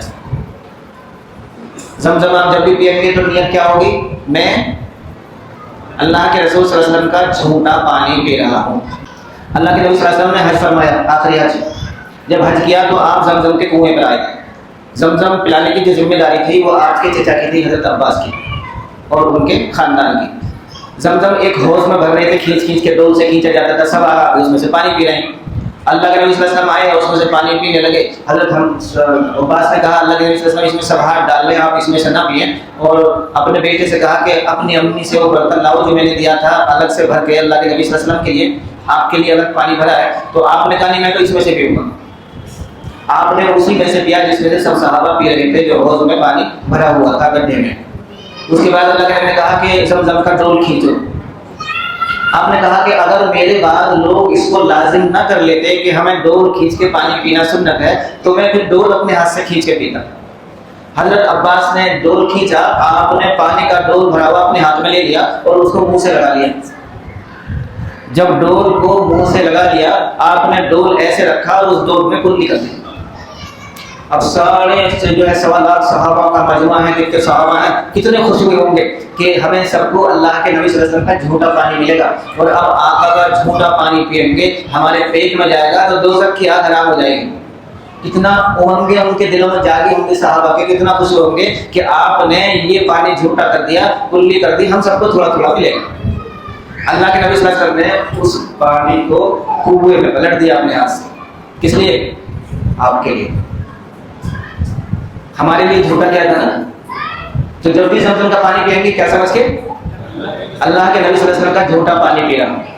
اور دوسری نیت کریں گے پانی پیتے ہوئے کہ میں زمزم پی رہا ہوں حشر کے دن کی پیاس بجھانے کے لیے. دوسری نیت کیا کریں گے, میں حشر کے دن کی پیاس بجھانے کے لیے زمزم پی رہا ہوں. اللہم انی اسألک رزقا واسعا, اللہم انی اسألک رزقا واسعا وعلما نافعا وعملا صالحا وشفاء من کل داء. چھوٹی چھوٹی دعا تو آپ یاد کر لیجیے گا, یہ تو ہر وقت پڑھنی ہے آپ کو. صحیح کے بیچ میں بتائی تھی اتنی سی لمبی سی دعا, رب اغفر لی رب اغفر وارحم انک انت الاعز والاکرم. یاد نہیں کر رہے ابھی, چھوٹی چھوٹی دعا یاد کر لی, 5 منٹ ڈٹیں بیٹھ کے ہو جائے گی. کرنے سے ہوگا, لاپرواہی سے کچھ نہیں ہوگا, آپ کو کرنا ہے. یہ دل میں بتائیے ہم عمل کر کر آئیں گے, تو اس کے لیے آپ کا کام یہی تو ہے, بیٹھے بیٹھے چلتے چلتے پھرتے پھرتے رکھتے رہے گا رب اغفر وارحم انک انت الاعز والاکرم, رب اغفر وارحم انک انت الاعز والاکرم. اس کا مطلب ترجمہ دیکھ لیجیے, اے اللہ معاف کر دے, رحم فرما, بے شک تو بہت بڑا عزت والا ہے اور رحم کرنے والا ہے. آپ آئے اپنے کمرے سے کسی کی مدد سے, لیکن آپ کو یہاں پر لبیک پڑھتے ہوئے کسی کی مدد سے ایسے آنا ہے جس نے پہلے دیکھ رکھا ہو, پہلے کچھ کر رکھا ہو, چاہے کچھ بھی نہ کیا ہو, راستہ دیکھا ہوگا اس کا. نہیں تو معلم کے آدمی کے ساتھ آئیے. مسجد میں داخل, حرم میں داخل ہونے سے پہلے شاید آپ گیٹ نمبر 1 سے ہی انٹر ہوں گے یا گیٹ نمبر 79 سے مسجد میں داخل ہوں گے. باب فہد 79 اور 1 نمبر باب عبدالعزیز, ان میں سے کوئی سے میں آپ پہلی بار داخل ہوں گے. اور 7 ایک ہی ہوگا آپ کا باب عبدالعزیز. تقریباً 400 میٹر چلیں گے تو کعبے کے صحن میں پہنچیں گے. اس میں اور اس طرف سے آپ کعبے کا دیدار کریں گے، اس والی سائڈ سے، رکن یمانی اور حجر اسود کے بیچ میں۔ گیٹ کا جو باب السلام،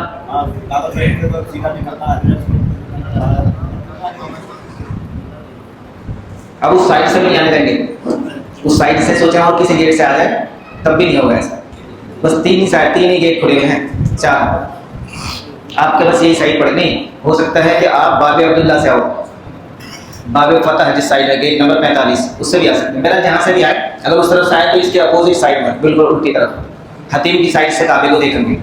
اب جب آپ وہاں چلیں گے تو اتنی آگے نہ دیکھیں کہ 50 میٹر سے زیادہ آپ کو دکھائی دے، نیچے نظر کرتے چلیں، دل میں خوب امنگیں اللہ کے گھر کو دیکھوں گا پہلی بار، پہلے سے سوچ رکھا ہے، روزانہ دن میں کئی بار کسی ایک طرف ایک چیز کو دیکھ کے میں اپنی عادت بنا رہا ہوں کہ پلک نہ جھپکے، ایسے روز دیکھتا ہوں، پریکٹس کرتا ہوں۔ جب آپ ایسا کریں گے تو بہت ٹائم تک کی پریکٹس ہو جاتی ہے۔ گیٹ نمبر 1 باب عبدالعزیز جو ہے، جب کبھی آج نہیں کبھی فرصت سے، جب آپ کو فرصت ہو، آپ کسی دن بھری دوپہری میں آؤ یا کسی دن بہت دیر رات کو آؤ، ادھر پریشر نہ ہو پبلک کا، جب آدمی کم چل رہے ہوں تو باب عبدالعزیز کے باہر یہ جو بالکل اسی طرح کا گیٹ ہے، اس کے باہر جہاں سے لوگ گیٹ انٹر نکل رہے ہیں، یہ خاص پوائنٹ، خاص جگہ ہے۔ اللہ کے نبی صلی اللہ علیہ وسلم کے زمانے میں یہاں ایک ٹیلے کی شکل میں ایک ٹیلا تھا ابھار سا، اور یہاں پر بازار لگتا تھا، اس جگہ کا نام تھا مقام حزورہ۔ جب لکھے کو ہم پڑھیں گے تو حزورہ پڑھتے ہیں، لفظ ہے حزورہ۔ یہاں پہ شام کے ٹائم روزانہ بازار لگتا تھا، سبزی والے سبزی بیچ رہے ہیں، مرچ والے مرچ، ویسے ہی ایسا بازار لگتا تھا جیسے گاؤں میں ہم پینٹ کہتے ہیں۔ جب اس پہ ہم چڑھیں گے تو کعبہ صاف دکھائی دے گا، جب ٹیلا تھا جب، اور نیچے آ جائیں گے تو پھر کعبہ دیکھنا بند ہو جائے گا۔ اللہ کے نبی صلی اللہ علیہ وسلم جب ہجرت والی رات میں چلے تھے تو جب اس پر کھڑے ہوئے کعبے کو آپ نے دیکھا، اور اداس آنکھوں دل کے ساتھ اور نم آنکھوں کے ساتھ رو کر جو آپ نے کعبے کو اور مکے کو خطاب کیا تھا، وہ یہ جگہ دعا قبول ہونے کی خاص جگہ، جس جگہ سے آخری بار اللہ کے نبی صلی اللہ علیہ وسلم نے کعبے کو دیکھا تھا اور دعا کی تھی، یہ مقام ہے مقام حزورہ۔ یہاں پر اللہ کے نبی صلی اللہ علیہ وسلم نے دعا کی تھی کہ اے مکہ، تو مجھے بہت خوبصورت حسین دکھائی دیتا ہے، تو اللہ کی سب سے زیادہ پسندیدہ زمین ہے، لیکن تیرے رہنے والے مجھے رہنے نہیں دیتے، اگر مجھے یہاں سے نکلنے پر مجبور نہ کیا جاتا تو میں کبھی نہیں نکلتا۔ اے مکہ، میرے دل کو کہیں بھی سکون نہیں ملتا ہے، میرے دل کو کہیں بھی قرار نہیں آتا ہے، تو میری پسندیدہ زمین ہے، اگر مجھے یہاں سے نکلنے پر مجبور نہ کیا جاتا تو میں کبھی نہ جاتا۔ اے مکہ، تیرے اندر مجھے چاند بڑا خوبصورت دکھائی دیتا ہے، میں نے چاند کو تجھ سے قریب کہیں نہیں پایا، لیکن تیرے رہنے والے مجھے رہنے نہیں دیتے، اگر مجھے یہاں سے نکلنے پر مجبور نہ کیا جاتا تو میں کبھی نہ نکلتا۔ اس جگہ کھڑے ہو کر دعا کریے گا، دعا قبول ہونے کی خاص جگہ ہے، روزانہ آپ اسی سے جائیں گے اور اسی سے ہی آئیں گے۔ آنے کا تو پتہ نہیں کون سے گیٹ سے آپ کا روز نکل جائیں، عمرہ کر کے تو نکلیں گے آپ مروہ سے، نفلی طواف کر کے آپ کہیں سے بھی نکل سکتے ہیں۔ پہلی نظر جب آپ دیکھیں گے شہر میں گئے بیت اللہ کے سامنے، آپ نے پیروں پہ نظر ڈال رکھی ہے، اب جیسے ہی سر اوپر اٹھائیں گے تو ایک دم اللہ کا گھر بالکل اسی طرح کا بیت اللہ، یہ توجہ کا مرکز، ہمارا قبلہ و کعبہ، اللہ کا گھر آپ کی نظروں کے سامنے ہوگا، اور آپ کی بالکل ایک دم دنیا بدل جائے گی، دماغ بدل جائے گا جیسے ہی اس پہ نظر پڑے گی۔ اگر تیاری کر کے نہیں گئے، اگر پلان سے نہیں گئے، اگر سوچ سے نہیں گئے تو بس ہونٹ کھڑکھڑائیں گے، سوکھ جائیں گے، خود سے بھی نہیں کہہ سکو گے، اور دیکھیں گے آپ اور ایک دم پلک جھپک جائے گی، جیسے ہی اس پر نظر پڑے آنکھ گاڑ دیں اور ایک دم کہیں اللہ اکبر لا الہ الا اللہ، یا تکبیر تشریف پڑھیں اللہ اکبر لا الہ الا اللہ اللہ اکبر وللہ الحمد۔ کچھ بھی نہ آتا ہو تو اللہ اکبر لا الہ الا اللہ کہہ کے ایک دم کہیں اے اللہ، میں جب بھی دنیا سے جاؤں ایمان کے ساتھ جاؤں، اپنی زبان میں کہیے میری موت ایمان پر آئے، اللہ میں ایمان پر مروں، مجھے کلمے کی موت نصیب فرما۔ پھر ایک دم کہیے اللہ، میں جب بھی جہاں بھی جو دعا مانگوں وہ قبول ہوا کرے، مجھے مستجاب الدعوات بنا دے۔ پھر آپ کہیے اللہ، پیارے نبی صلی اللہ علیہ وسلم کی شفاعت نصیب فرمائیے۔ پھر آپ کہیے اے اللہ، بغیر حساب کے جنت عطا فرما۔ پھر آپ کہیے اے اللہ، میرے حج اور عمرے اور طوافوں کو آسان کریے اور قبول کریے۔ آپ کے دل میں جو بھی دعائیں ہیں، دین کی، دنیا کی، خیر کی، بھلائی کی، ساری مانگیے۔ پھر یہ ساری دعا اپنے ماں باپ کے لیے کریے، پھر آپ سب کے لیے کریے، اپنے ملک کے لیے خاص طور سے کریے گا، امن کی، امان کی، سب کے لیے مانگیے، ساری کائنات کے لیے مانگیے، چرندوں پرندوں سب، ہر پوری مخلوق کے لیے مانگیے۔ اس کے بعد آپ اپنا سیدھا کندھا کھولیں گے اور طواف کی نیت کریں گے، اے اللہ میں طواف کی نیت کرتا ہوں، اسے میرے لیے آسان کر دے اور میری طرف سے قبول فرما۔ شروع کے 3 چکروں میں آپ کو رمل کرنا ہے، طریقہ آپ کو بتا دیا گیا تھا۔ یہ ساری چیزیں آپ کو پلان کے تحت کرنی ہے. کوئی چیز بھول گئی تو رہ جاؤ گے. جب آپ حجر اسود کے سامنے ہوں گے تو ایک بار آپ کو استقبال کرنا ہے, کانوں تک ہاتھ اٹھا کے چھوڑ دینا ہے. ایسا آپ کو ہر طواف میں کرنا ہے. جس طواف میں صفا اور مروہ کی سعی کرنی ہے اس میں 9 مرتبہ کعبے کا استلام ہوگا, یعنی حجر اسود کا استلام ہوگا, یعنی بوسہ لیا جائے گا. اور جس طواف میں آپ کو صفا مروہ کی سعی نہیں کرنی ہے, نفلی طواف میں 8 بار استلام ہوگا. طریقہ سارا آپ کے سامنے آ گیا. 7 چکر لگائیں, پھر آپ اسی سائڈ میں آگے جا کے جہاں نماز پڑھنے کی جگہ ہے 2 رکعت نفل پڑھیں. نماز نفل ہے لیکن پڑھنا واجب ہے. اگر یاد ہے تو پہلی رکعت میں قل یا ایھا الکافرون اور دوسری رکعت میں قل ھو اللہ احد پڑھیں. یہ یاد نہیں ہے تو کوئی سی پڑھیں. خوب دعا کریں اپنے عمرے کے قبول ہونے کی اور آسان ہونے کی, اپنی حاضری کے قبول ہونے کی. اللہ سے خوب رو رو کے دعا کریں اور جنت میں داخلے کی. یہ ہے ترکی برآمدہ, یہ ترکی برآمدہ ہے. یہ بڑا گھما ویسا, لیکن ادھر یہ برآمدہ نہیں ہے, سامنے ٹکر پہ نہیں ہے نا.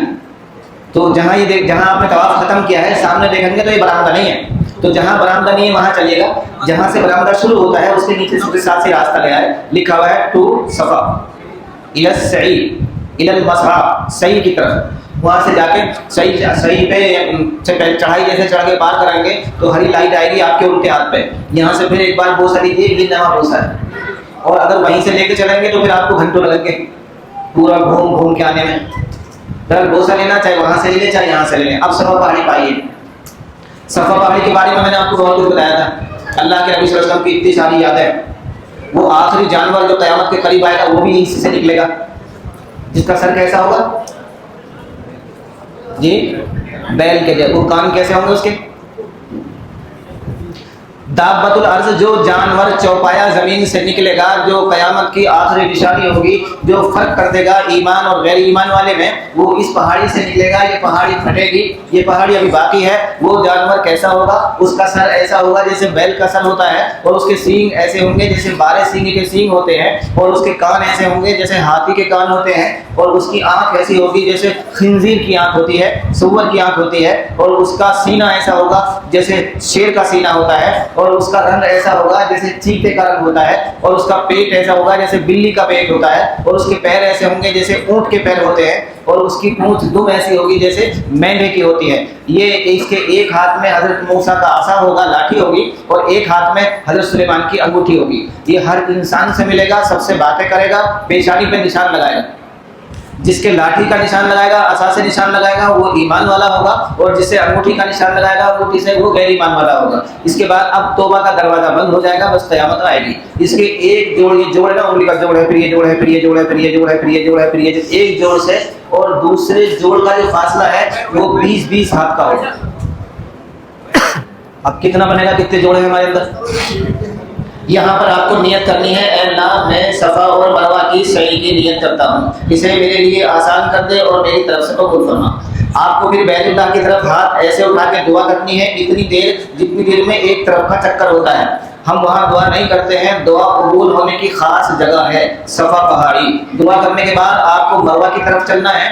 100 میٹر سے کچھ کم یا 100 میٹر چل کے ہرے رنگ کا برآمدہ آئے گا, گرین لائٹ آئے گی. 100 میٹر چل کے, اسے کہتے ہیں میلین اخضرین, ہرے رنگ کی لائٹ ہے, وہ چھت پر یہ ہے, دیکھیے اس کا نام ہے میلین اخضرین. یہاں سے جو ہم چال چل رہے تھے اس سے تھوڑا تیز چلنا ہے, بھاگنا نہیں ہے بہت تیز, بھاگنے سے کچھ کم, ہلکے چلنے سے کچھ تیز. عورتیں اپنی نارمل چال چلیں گی. اگر یاد کر سکتے ہیں تو یہاں کی خاص دعا ہے رب اغفر وارحم انک انت الاعز والاکرم. اس کے بعد نارمل چال چلیے, مروہ پہاڑی پہ آئیے. یہاں بھی اتنی دیر دعا کرنی ہے جتنی صفا پہاڑی پہ کی تھی. ایک طرف پہنچے, ایک چکر ہو گیا, پھر واپس آئیں گے. نارمل چال چلیں گے تو 7 منٹ لگتے ہیں ایک چکر میں, نارمل چال چلنے میں. اتنا لمبا تھوڑا مسئلہ نہیں ہے, ہم کہتے اتنی دیر لگتی ہے. 3.25 کلومیٹر کا سفر ہے چلنے کا. اور یہ جو پہاڑ گھوم کے آپ اوپر چڑھیں گے تو زیادہ ٹائم لگے گا, نیچے سے آئیں گے تو کوئی ٹائم نہیں ہے. اوپر چڑھیں گے تب بھی 2 منٹ اور مان لیجیے گا. تو 7 چکر مروہ پہ پورے ہوں گے. مروہ سے سیدھے ہاتھ کو باہر نکلیں گے, آپ حرم سے باہر آ جائیں گے. بال کٹوانے کے لیے پہلے دن کوشش یہ کریں کہ آپ نائی سے کٹوا لیں, دکان پر کٹوا لیں, پیسے دے کے کٹوا لیں. بعد کے آپ چاہے جیسے کرتے رہیے گا. کسی کی دیکھا دیکھی 2 بال اور 4 بال نہیں کٹوانے ہیں, بال اس طرح سے کٹوانے ہیں. عورتیں اپنی چٹیا کے تینوں لٹ, اگر تینوں برابر ہیں تو ایک ساتھ لے لیں, چھوٹی بڑی ہیں تو الگ الگ یہ لٹ ہوتی ہے، اس کو اپنی انگلی سے ایسے گھما دیں، پوروائی سے کہتے ہیں، اور ایک سوٹ فالتو ایسے اتنا کاٹ دیں، حلال ہو جائیں گی۔ عورت اپنے بال خود کاٹ سکتی ہے، دوسری عورت ایک عورت کے بال کاٹ سکتی ہے لیکن اس نے اپنے سارے عمل کر لیے ہوں، یہی بال کٹنے باقی ہوں۔ میاں بیوی کے بال کاٹ سکتا ہے، بیوی میاں کے بال کاٹ سکتی ہے، ایسے ہی محرم اپنی محرم کے بال کاٹ سکتا ہے، بھائی بہن کے، باپ بیٹی کے، اور بہن بھائی کے، ایسے محرم کے بال کاٹ سکتے ہیں۔ یہ آپ نئی بات وہاں سنیں گے کہ پہلے ایک آدمی نائی سے بال کٹواتا ہو یا کسی حلال سے بال کٹواتا ہو تب کاٹ سکتا ہے، ایسا نہیں ہے۔ آپ کے سارے کام ہو گئے، تب طواف کر لیا، صحیح کر لیا، اب صرف بال کٹنے باقی۔ یہ مروہ پہاڑی کا نشان ہے، مروہ دیکھنے کو نہیں ملے گا، اس میں بھیڑ اتنی ہوگی، جھانک سکتے ہیں ایسے۔ تو بال وہ کاٹے گا جس نے سارے کام کر لیے، چاہے آپ آپس میں کاٹ لیں، آپ کے بال کٹنے باقی ہیں، ان کے بھی بال کٹنے باقی ہیں، دونوں آپس میں کاٹ لیجیے۔ وہ یہ کہیں گے پہلے ایک نائی سے کٹوا کے تب کاٹے گا، نہیں، وہ نہیں کاٹ سکتا جس کا کوئی عمل ابھی باقی ہے۔ آپ حلال ہو گئے، آپ اپنے کمرے پہ جائیے، کمرے پہ جا کے بال کاٹ لیجیے، عزیزیہ میں کاٹ لیے، ایک دو دن میں پتہ چل جائیں گے کہ یہاں بال کاٹنے کی دکان کہاں کہاں ہے۔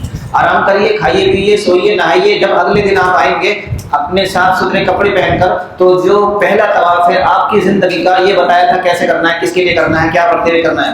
پورے طواف میں درود پاک پڑھنا ہے اور اس کا ذکر یہاں آ کے کسی سے نہیں کرنا ہے۔ جی گاڑی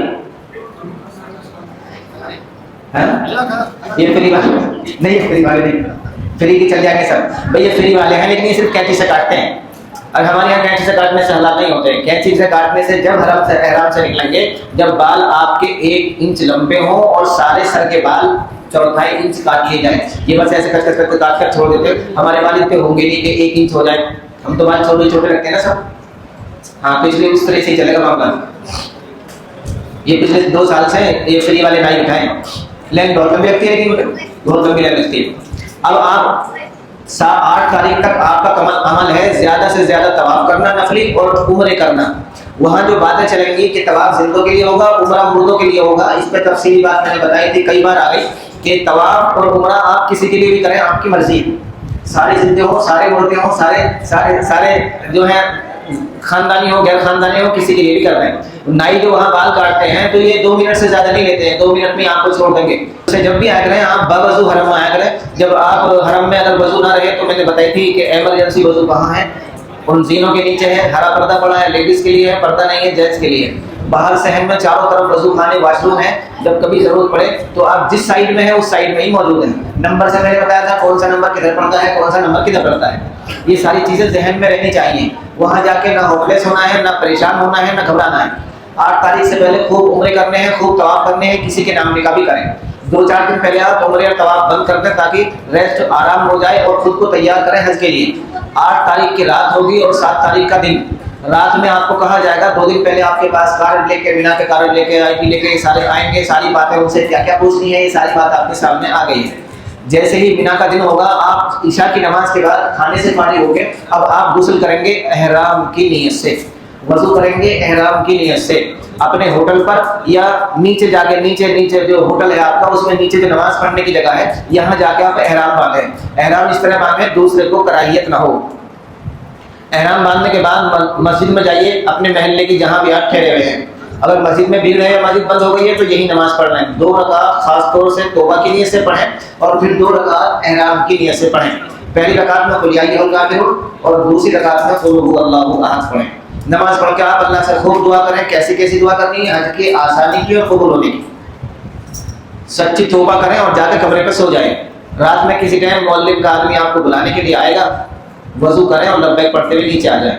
وضو آئیں گے، اگر جگہ ملتی ہے تو ٹھیک ہے، اور اگر جگہ نہیں ملتی ہے تو پھر آپ واپس چلے جائیں، پھر دوبارہ بس آئے گی، آپ کو جگہ ملے گی تب آرام سے بیٹھیے گا، بس میں بیٹھیے، اللہ کا شکر ادا کریے اور یہ کہیے کہ اب میرا رب مجھے بخشنے کے لیے بلا رہا ہے، اب میرا مالک مجھے بخشنے کے لیے بلا رہا ہے۔ آپ مینا جائیے، اپنے خیموں میں جائیے، خیموں میں طریقہ بتایا گیا تھا کس طریقے سے کیسے ہی رات آپ کو یہاں گزارنی ہے۔ صبح فجر کی نماز ہو سکتا ہے فجر بعد آپ کو پہنچایا جائے تو اگلی ظہر، عصر، مغرب، عشاء، کل فجر، یہ آپ کو نماز 5 وقت کی پڑھنی ہے۔ ہو سکتا ہے کہ رات میں آپ کو عرفات پہنچایا جائے۔ عرفات میں جائیں گے تو بالکل پیچھے چلے جائیے خیموں میں، یہاں آپ کو خیموں میں بھیڑ بھی نہیں ملے گی، وضو خانوں میں بھیڑ نہیں ملے گی، واش روم میں بھی بھیڑ نہیں ملے گی، جتنی بھی دور چلے جائیں گے۔ مولوی کا جو گراؤنڈ ملا ہے بالکل پیچھے چلے جائیں۔ فجر کی نماز کے فوراً بعد آپ سو جائیے، لیکن اس وقت اٹھنا ہے کہ نہا کر کھا کر ساری ضرورت سے فارغ ہو کر آپ 11:30 بجے سے پہلے فارغ ہو کے تیار ہو جائیں۔ جیسے ہی ظہر کی اذان ہوگی 12:15 بجے سورج بھان جو ہے 12:21 پہ ہوا تھا شاید، جیسے ہی جو ہے 12:30 سمجھ لیجیے جو بھی ٹائم ہوگا زوال کا، جیسے ہی زوال ہوا آپ حاجی ہو گئے۔ اب آپ چاہے سوئے ہوئے ہوں، چاہے آپ بیٹھے ہوئے ہوں، چاہے آپ لیٹے ہوئے ہوں، تو آپ کو جبل رحمت ہے عرفات کے میدان میں، یہ 65 میٹر اونچی پہاڑی ہے۔ اس کے بارے میں نے بتایا تھا کہ حضرت آدم علیہ السلام اسی جگہ ملے تھے حضرت حوا سے، حضرت حوا اور حضرت آدم کی ملاقات اسی جگہ ہوئی تھی، اور ایک روایت میں 200 سال بعد آپ جہاں یہ پلک کھڑا ہے یہاں آپ نے سجدہ کیا اور 40 سال تک آپ سجدے میں رہے۔ اللہ نے آپ کو ایک دعا سکھائی، ربنا ظلمنا انفسنا وان لم تغفر لنا وترحمنا لنکونن من الخاسرین۔ عرفات میں کئی تصویر پڑھنی ہے آپ کو اس دعا کی۔ دنیا میں سب سے پہلے دعا جو قبول ہوئی ہے، جس کو پڑھ کے اللہ نے معافی عطا کی ہے، وہ یہ دعا ہے۔ سب سے پہلے اللہ سے معافی مانگی ہے جس دعا کو پڑھ کے اللہ نے حضرت آدم کو سکھائی تھی۔ اب آپ کو زوال سے لے کر غروب تک یہاں رہنا ہے۔ ظہر کے ٹائم ظہر پڑھنی ہے، عصر کے ٹائم عصر پڑھنی ہے۔ خیمے والوں کو جو امام کے پیچھے پڑھیں گے وہ امام کے ساتھ، وہاں جو امام ہوگا حج کا اس کے ساتھ نماز پڑھنے کا طریقہ اچھی طرح سیکھ کے تب جائیں گے۔ عصر کے ٹائم عصر پڑھنی ہے، پوری نمازیں پڑھنی ہے آپ سب لوگوں کو جو سیدھے مدینے جا رہے ہیں، اور جو مکہ جا رہے ہیں وہ بھی مکے میں 1 مہینہ رہیں گے، وہ بھی مسافر نہیں ہوں گے۔ جس کی سمجھ میں مسئلہ نہ آئے الگ سے معلوم کر لیجیے گا، میں سمجھا دوں گا، پھر یہ ٹائم لگے گا اس میسج میں۔ تو وہ مسئلہ تو اس بات پہلے آ گیا تھا، ساری بات اس میں سمجھا دی تھی۔ آپ مسافر نہیں ہوں گے، اس لیے مقیم والی نماز پڑھیں گے۔ جیسے ہی سورج غروب ہوگا یہاں سے عرفات سے چلنا ہے، یا تو میٹرو کے ذریعے سے۔ یہ مسجد نمرہ ہے عرفات کی مسجد، اس مسجد میں حج کے ٹائم 15 لاکھ سے بھی زیادہ نماز پڑھتے ہیں۔ 3.5 لاکھ آدمی صرف اس کے اندر کمرے میں آ جاتے ہیں، 8.5 لاکھ آدمی ایک چاروں طرف سائبان جگہ خالی ہیں، اور باقی سب روڈوں پر گلیوں میں راستوں میں رہتے ہیں۔ بہت بڑا ہجوم ہوتا ہے اس دن یہاں، لیکن چھڑے اکیلے فیملی کے ساتھ، اور جو مولم کے انتظام میں ہیں وہ یہاں نہیں ہوتے، ان کا انتظام بہت دور کیا جاتا ہے۔ 17 کلومیٹر میں ہے عرفات کا میدان پھیلا ہوا، 3 جگہ میٹرو اسٹیشن بنے ہوئے ہیں، ہر کسی کو الگ الگ باؤنڈری ملے گی۔ نیم کا سب سے بڑا باغ ہے عرفات کا میدان، جبکہ نیم کے علاوہ جو دوسرے پیڑ ہیں وہ نیم سے زیادہ ہے۔ بہرحال وہاں آپ کو مغرب تک رہنا ہے، خوب دعائیں کرنی ہے۔ کئی عمل آپ کو بتائے تھے، وہ دعائیں بتائی تھی، وہ عمل اور دعا کرنی ہے۔ جیسے ہی سورج چھپے بغیر مغرب پڑھے یہاں سے مزدلفہ جانا ہے، یا تو ٹرین کے ذریعے سے جائیں گے، یا بسوں کے ذریعے سے جائیں گے، یا پیدل۔ یہ اس وقت بھی ہو سکتا ہے کہ انتظام اگرچہ ٹرین کا تھا نہیں بن پایا حساب، بسوں کا تھا نہیں جگہ ملی، پیدل کی بنی۔ یہ عرفات میں نیم کے پیڑ ہیں۔ عرفات میں نیم کا پتا کسی نے توڑ لیا، بہت لڑتے ہیں آپس میں، اب بکرا قربان کرو۔ کوئی بہت سے ٹہنی توڑ لیتے ہیں، بہت خاص طور سے بچیاں کرتی ہیں ایسی، اسی پیڑ کی ٹہنی توڑ لیتے ہیں عرفات میں۔ عرفات حرم سے خارج ہے، بات ختم ہو گئی۔ عرفات حرم سے خارج ہے، یہاں نیم کی ٹہنی توڑنے سے کوئی جرمانہ نہیں ہے، لیکن توڑنا نہیں ہے۔ یہ نیم تو ایک ہی دن میں ختم ہو جائے گی، اگر ایک حاجی ایک ٹہنی کا پتہ بھی توڑے گا۔ عرفات حرم سے خارج ہے، لیکن اس کی تعظیم ہوگی، اور اللہ نے اس کو یہ عزت عطا کی ہے ان باریک باریک ذروں کو کہ 9 ذی الحجہ کو احرام کی حالت میں اگر کوئی قدم رکھ دے تو وہ حاجی ہو جاتا ہے۔ احترام اس جگہ کا ہے، یہیں پر اللہ نے عالم ارواح میں ہم سب کو پیدا کیا تھا، یہیں سے اللہ نے عہد لیا تھا کہ میں تمہارا رب نہیں ہوں۔ یہی حضرت آدم نے کہ توبہ قبول ہوئی، آپ کو معاف کیا گیا۔ ایک روایت کے مطابق اسی جگہ حساب ہوگا، یا حساب دمشق میں ہوگا، یا پھر دونوں دمشق سے اور یہاں تک جگہ ایک کر دی جائے گی، یہی حساب ہوگا۔ یہ اتنی بابرکت عظمت والی جگہ ہے، لیکن حرم سے خارج ہے۔ اور ایک جگہ ہے وادی محصر جو مزدلفہ اور مینا کے بیچ میں ہے، یہ حرم کے اندر ہے لیکن احترام نہیں کیا جائے گا۔ ایک جگہ وادی محصر 500 میٹر چوڑائی میں ہے، مزدلفہ اور مینا کے بیچ میں ہے، جس جگہ ہاتھی والے فوجوں پر ابرہہ کے لشکر پر عذاب ہوا تھا، حرم کے اندر ہے لیکن احترام اس کا نہیں کیا جائے گا۔ آپ مزدلفہ آئیں گے اور یہ یقین کر لیں گے کہ ہم مزدلفہ کی حد میں آ گئے۔ بورڈ سب دکھائے تھے، سب کے فوٹو آپ نے کھینچے تھے۔ مزدلفہ کا جو بورڈ ہے اس کا رنگ کتھئی ہے، اور مینا کا جو بورڈ ہے اس کا رنگ ہے فیروزی، اور عرفات کا جو بورڈ ہے اس کا رنگ ہے پیلا۔ وادی محصر بس کوئی بتائے گا کہ یہ ہے، ویسے نہیں پتہ چلے گا۔ میں مزدلفہ کا میٹرو اسٹیشن بنا ہوا ہے اس کے اوپر، اگر وہاں سے گزریں گے تو تیز چلیں گے اور اللہ سے معافی مانگتے ہوئے چلیں گے۔ یہاں مزدلفہ میں آپ کو آ کر مغرب پڑھنی ہے لیکن عشاء کے وقت میں پڑھنی ہے. کوئی مزدلفہ آیا لیکن عشاء کی اذان سے پہلے آیا تو مغرب نہیں پڑھے گا. آج مغرب کی نماز عشاء کے ٹائم پڑھنی ہے. کوئی رات کو 12 بجے 1 بجے 2 بجے 3 بجے آیا تو اس کو بھی مغرب کی نماز ادا پڑھنی ہے. پہلے مغرب پڑھے گا پھر عشاء پڑھے گا. کسی نے پہلے عشاء پڑھ لی تو مغرب دوبارہ پڑھنی ہوگی. کسی نے پہلے عشاء پڑھ لی تو اس کو مغرب دوبارہ پڑھنی ہوگی. کسی نے مغرب کی نماز راستے میں پڑھ لی, عرفات سے آتے ہوئے رات کو 12 بج گئے اور مغرب نہیں تو نکل جائے گی تو مزدلفہ میں آ کر اس کو مغرب دوبارہ پڑھنی ہوگی. اگر کسی نے مغرب راستے میں پڑھی اور راستے میں اس نے دیکھا 1 بج گیا تھا 2 بج گیا تھا, کیا کرتے ہیں کبھی نہ پہنچ پائیں, اسے مزدلفہ میں دوبارہ پڑھنی ہوگی. اور اگر رات گزر گئی اس نے نماز نہ پڑھی تو یہی نماز مان لی جائے گی. پہلے مغرب پڑھیں گے پھر عشاء پڑھیں گے. دونوں کے لیے ایک اذان اور ایک تکبیر ہوگی. عشاء کے لیے نہ تکبیر کہی جائے گی, نہ اذان کہی جائے گی, نہ تکبیر کہی جائے گی. ایک اذان اور ایک تکبیر سے دونوں نمازیں پڑھنی ہیں. بیچ میں سنت نفل نہیں پڑھنی ہے. مغرب پڑھیں گے پہلے پڑھیں گے تکبیر تشریق, پھر پڑھیں گے تلبیہ, بس عشاء کے لیے کھڑے ہو جائیں گے. عشاء کی نماز پڑھ کے تکبیر تشریق اور تلبیہ پڑھ کے اب سنت نفل پڑھیں گے. سو جائیں 70 کنکریاں یہیں سے چگ لیں گے, سو جائیں گے. سونا ہے نہیں تو عبادت کریں گے. یہ رات بعض علماء کے نزدیک شب قدر سے بھی افضل ہے. رات کا تھوڑا سا حصہ آپ کو ملے گا, سارا حصہ تو ایسے ہی گزر گیا. ایک بات اور بتائی تھی کہ یہاں یہ جو رات ہے, کل دن میں جو کھانا کھایا تھا فری بٹتا ہوا, جو عجیب عجیب چیز کھائی تھی, اس سے اس میں اتنا کھانا ہے کہ آج رات کو واش روم کی ضرورت نہ پڑے, ٹوائلٹ استعمال کرنے کی ضرورت نہ پڑے. بہت دقت, بڑی پریشانی ہوتی ہے, بہت ہجوم ہوتا ہے. اس لیے احتیاط کریں کھانے پینے کی کہ رات کو آپ کو لائنوں میں لگنا نہ پڑے. مزدلفہ میں بڑی لمبی لمبی لائن لگتی ہیں. الگ صبح اٹھیں, صبح صادق سے پہلے فارغ ہو. جیسے ہی صبح صادق ہو یعنی فجر کی اذان ہو, نماز پڑھیں فجر کی اور کعبے کی طرف منہ کر کے کھڑے ہو جائیں. مزدلفہ میں وقوف کا وقت ہے, یہ ہے مزدلفہ کا میدان. جی مزدلفہ سے دکھاؤ سی. مزدلفہ کا جو وقوف کا وقت ہے وہ ہے صبح صادق سے لے کر سورج نکلنے سے 2-4 منٹ پہلے تک. مزدلفہ میں وقوف کا وقت صبح صادق سے لے کے اور سورج نکلنے سے کچھ دیر پہلے تک, یہ مزدلفہ کے وقوف کا وقت ہے. اس وقت جو یہاں موجود رہا, نماز پڑھی یا نہ پڑھی, کچھ مانگا یا نہ مانگا, سوتا ہو جاگتا ہو, مزدلفہ میں تھا مزدلفہ ہو گیا. اگر کوئی اس ٹائم مزدلفہ میں نہیں تھا تو اس کو جرمانے میں ایک دم دینا ہوگا. راستے میں بہت ہجوم تھا, بہت بھیڑ تھی, کسی نے نہ نکلنے دیا نہ چلنے دیا. پیدل چلنے والوں کے ساتھ ایسا ہی ہوگا.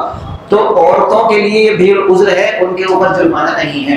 بیمار اور بڑے بوڑھوں کے لیے بھی یہ بھیڑ عذر ہے, ان پہ بھی کوئی جرمانہ نہیں ہے. لیکن جو نوجوان ہیں جو چل سکتے ہیں, اور جو نوجوان 50 سال کا بھی یہ نوجوان ہوتا ہے, جو نوجوان ہیں چل پھر سکتے ہیں, معذور نہیں ہے, ان کے لیے یہ بھیڑ عذر نہیں ہے, بلکہ ان کو چھوٹنے کی وجہ سے مزدلفہ دم دینا ہوگا, ایک قربانی کرنی ہوگی. صبح ہونے سے پہلے اٹھیں, صبح صادق کے بعد نماز پڑھیں, پھر اس کے بعد سورج نکلنے سے کچھ دیر پہلے تک اللہ کا ذکر کریں. اس کے بعد جیسے سورج نکلنے والا ہو اپنا سامان اٹھائیں اور مینا کے لیے چلیں. آپ کے پاس جو کارڈ ہے اس کی کارڈ کی مدد سے آپ کو چلنا ہے. مینا اپنے خیموں میں آئیں گے اور سیدھے ایک دم آ کے سو جائیں گے. کئی دن کے آپ تھکے ہوئے ہیں, بہت سارا آپ کو کام کرنا ہے, نیند کے بھی ٹوٹے ہوئے ہیں. جو پرسوں آپ سے لڑ رہے تھے, رات میں آپ کو بہت پریشان کیا تھا, بتائی تھی میں نے ساری بات کیسے کیسے ہوتی ہے. دیکھیں گے کہ ان میں سے اکثر بھٹکے ہوئے ہیں, راستہ بھٹکے ہوئے ہیں. کوئی تو آتے ہی نہیں, کوئی ٹائم پہ ٹائم آتا ہے, کوئی روتا دھوتا آتا ہے, کسی کی حجن کوئی آتی ہے, کوئی حاجی راستہ بدل جاتا ہے. وہ مزدلفہ سے چلے تھے تو اپنے دماغ سے چلے تھے, کارڈ کی مدد سے نہیں چلے تھے. کارڈ میں نے بتایا تھا number, address, card, road number کیسے دیکھنا ہے. مزدلفہ مینا میں جب آئے تو وہاں آپ کو کوبری کا اور پلر کا اور پول کا اور روڈ کا اور مولوی کا, خیموں کا, یہ سب نمبر, اور پل کا یہ سب نمبر, نام, یہ سب یاد پہلے سے ہی کرا دیے گئے تھے اور یہ بھی آپ کو ڈال دیا گیا ہے. یہ مزدلفہ کی نام, یہ مزدلفہ کی مسجد ہے جو مینار چل رہے ہیں, اس کا نام ہے مسجد مشعر حرام. یہ پہاڑ ہے, اس کے برابر میں اللہ نے کہا یہ میری نشانی ہے, مشعر حرام نامی پہاڑ. اس کے جڑ میں یہ مسجد بنی ہوئی ہے. اس مسجد میں امام کے پیچھے 2 مینار ہیں, چھوٹی سی مسجد ہے, بس ایک ہی نماز 3 نماز ہوتی ہے اس میں سال میں, ایک مغرب کی اس دن 10 تاریخ میں, اور ایک عشاء کی اور ایک فجر کی, اور عرفات والی میں 2 ہوتی ہیں, ظہر اور عصر کی. باقی جو اللہ کی نشانیاں, یہ مشاعر ہیں, ان میں سب میں حج کے ایام میں کھلتی ہیں, باقی بند رہتی ہیں. یہ دعا قبول ہونے کی خاص جگہ ہے, مشعر حرام نامی پہاڑ. اور مشعر حرام نامی پہاڑ کے دامن میں وہ جگہ جہاں اللہ کے نبی صلی اللہ علیہ وسلم نے نماز پڑھی تھی, اس مسجد کا جہاں محراب ہے, امام کی محراب ہے. یہ مشعر حرام نامی مسجد, یہ مزدلفہ کی مسجد ہے. کوشش کریں, آتے ہوئے تو یہاں سے گزریں گے, چلتے ہوئے پھر دعا کر لیں گے, گزریں گے آپ یہاں روڈ نمبر 5 اور 4, 5 اور 6 کے بیچ میں غالباً یہ ہے. جدھر کو بھی جائیں گے یہیں سے پھر روڈ پھٹیں گے آپ یہاں تک، تو واپس آئیں گے یہاں سے تو چلیں گے گزریں گے انشاءاللہ. زیارتوں پہ جائیں گے تو اسی روڈ سے آپ کا گزر ہوگا. مینا آئیں گے، مینا میں آپ آرام سے سو جائیں گے. 10 تاریخ ہے اور کام کرنے ہیں. پہلے بڑے شیطان کو کنکری مارنی ہے، اس کے بعد آپ کی قربانی ہوگی، اس کے بعد آپ کے بال کٹیں گے، پھر آپ کا احرام کھلے گا، آپ اپنے روزمرہ کے لباس میں آ جائیں گے. وہ احرام نہ کھولے تو وہ احرام کی پابندی ختم ہو گئی. ایک پابندی شوہر بیوی کی وہ طواف زیارت تک باقی رہے گی. طواف زیارت جن کے لیے مسئلہ ہے مجبوری کا اور ٹائم کے شورٹ کا، وہ آج ہی کر لیں گے، اور اگر اور ایمرجنسی ہے تو کنکری مارنے سے پہلے کر جائیں. طواف زیارت کا ٹائم صبح صادق سے لے کر آج 10 ذی الحجہ کی پورا دن، پھر پوری رات، پھر کل کا دن، پھر پرسوں کا دن. پرسوں یعنی 12 تاریخ کو صبح صادق سے غروب تک کا وقت ہے. یہ جب آپ کنکری مار کے چلیں گے آگے تو 1-1.5 کلومیٹر چلتے ہیں، پھر سرنگ آئے گی. اس سرنگ میں صرف 2.5 کلومیٹر کا سفر کریں گے. صفا مروہ کے بیچ میں یہ سرنگ نکلے گی، وہاں سے آپ حرم میں آ کے طواف زیارت کریں گے، واپس اسی سے راستے سے چلے جائیں گے. یہ سب سے کم ہے سفر. اس میں ٹھنڈا پانی، پینے کا پانی اور ٹھنڈی ہوا کے پنکھے اور جگہ جگہ واش روم، بہترین انتظام اور پنکھوں اس طریقے سے لگائے گئے ہیں جیسے ہم آگے سے چل رہے ہیں تو ہوا پیچھے سے دھکیلے گی. جب ہم واپس دوسرے میں جائیں گے تو ہمیں ہوا ادھر سے دھکیلے گی. پتہ بھی نہیں چلتا کہ کیسے آگے، اور وجود چلتا ہے. بہت آدمی چلتے ہیں، سب لوگ آتے ہیں. اگر کنکری نہیں ماری ہے تو لبیک پڑھتے ہوئے، نہیں تو لبیک بند ہو گئی. 10 تاریخ میں جب کنکری مارنے کے لیے آئیں گے شیطان کو، تو آج جو وقت ہے صبح صادق سے، لیکن سنت وقت ہے سورج نکلنے کے بعد دوپہر تک، اور جو جائز وقت ہے مستحب وہ ہے سورج غروب ہونے تک، اور جائز وقت ہے صبح صادق سے کچھ دیر پہلے تک. آپ کی قربانی کے حساب سے آپ کو کنکری مارنی ہے. اگر قربانی دوپہر کی ہے تو دوپہر سے پہلے کنکری مارنی ہے، اور اگر ان کا قربانی اگلے دن کی ہے تو کوئی مسئلہ ہی نہیں. خاص طور سے عورتوں کو اور بڑے بوڑھوں کو شام کے ٹائم کنکری لگواتا ہے اگر قربانی اگلے دن ہوگی. اور اگر آپ کو خود قربانی کرنی ہے تو پھر بھی کوئی مسئلہ نہیں ہے. پہلے کنکری ماریں گے، پھر قربانی کا حساب بنائیں، پھر قربانی کرنے کے لیے چلیں گے.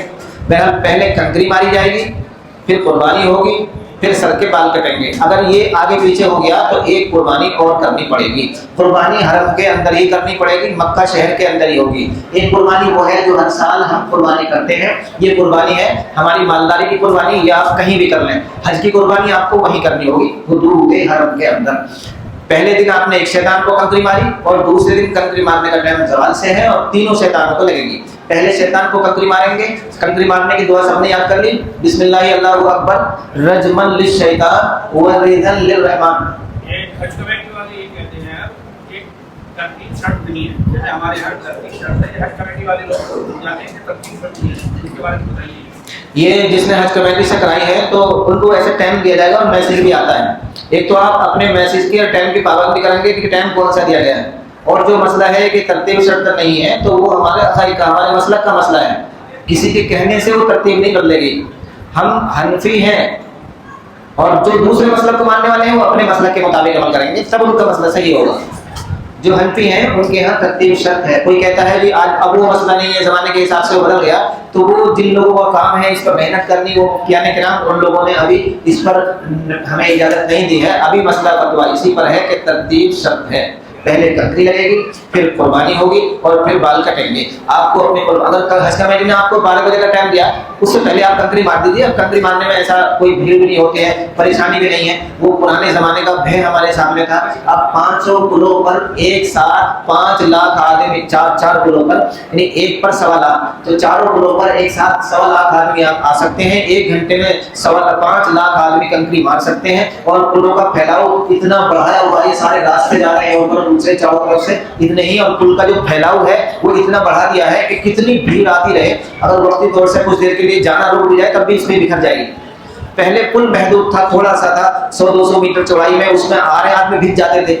اور اب پل بہت چوڑا ہے، اور ایمرجنسی ہیلی کاپٹر کے لیے ایمرجنسی ہاسپٹل اور ہر طریقے کی سیکورٹی وہاں موجود ہے. آکسیجن کے پوائنٹ جگہ جگہ اس طریقے سے ہیں. پہلے دن آپ کو کنکری مارنی ہے بڑے شیطان کو 7 کنکری. دوسرے دن کنکری مارنی ہے پہلے چھوٹے شیطان کو، پھر درمیانے شیطان کو. دونوں کے بعد آپ کو دعا کرنی ہے جتنی دیر میں 20 آیت پڑھی جاتی ہے. پھر تیسرے دن آپ کو ایسے ہی تینوں شیطانوں کو کنکری مارنی ہے، چھوٹے اور بڑے کے بعد دعا کرنی ہے. یہ کنکری کے تینوں نشان ہے شیطان کے. پہلے چھوٹا ہے، پھر دوسرا ہے، پھر بڑا. دوسرے دن اور تیسرے دن تینوں کے مارنی ہے. چوتھے دن اگر آپ وہاں رہنا چاہتے ہیں 13 تاریخ میں تو بھی تینوں کو کنکری مارنی ہے، اور آپ پھر مکہ آئیں گے. بیچ میں اگر آنا چاہتے ہیں آپ مکہ 12 تاریخ سے پہلے تو سنت کے خلاف ہوگا. اپنی طرف سے اپنے دل میں یہ کر کے کپڑے بدلنے جا رہے ہیں, بس نہانے جا رہے ہیں, بس کپڑے دھونے جا رہے ہیں, بس یہ شیطان ایسے ایسے دماغ میں ڈالتا ہے کہ کسی طرف سے اس کا وہ عمل چھوٹ جائے جو بتایا گیا ہے.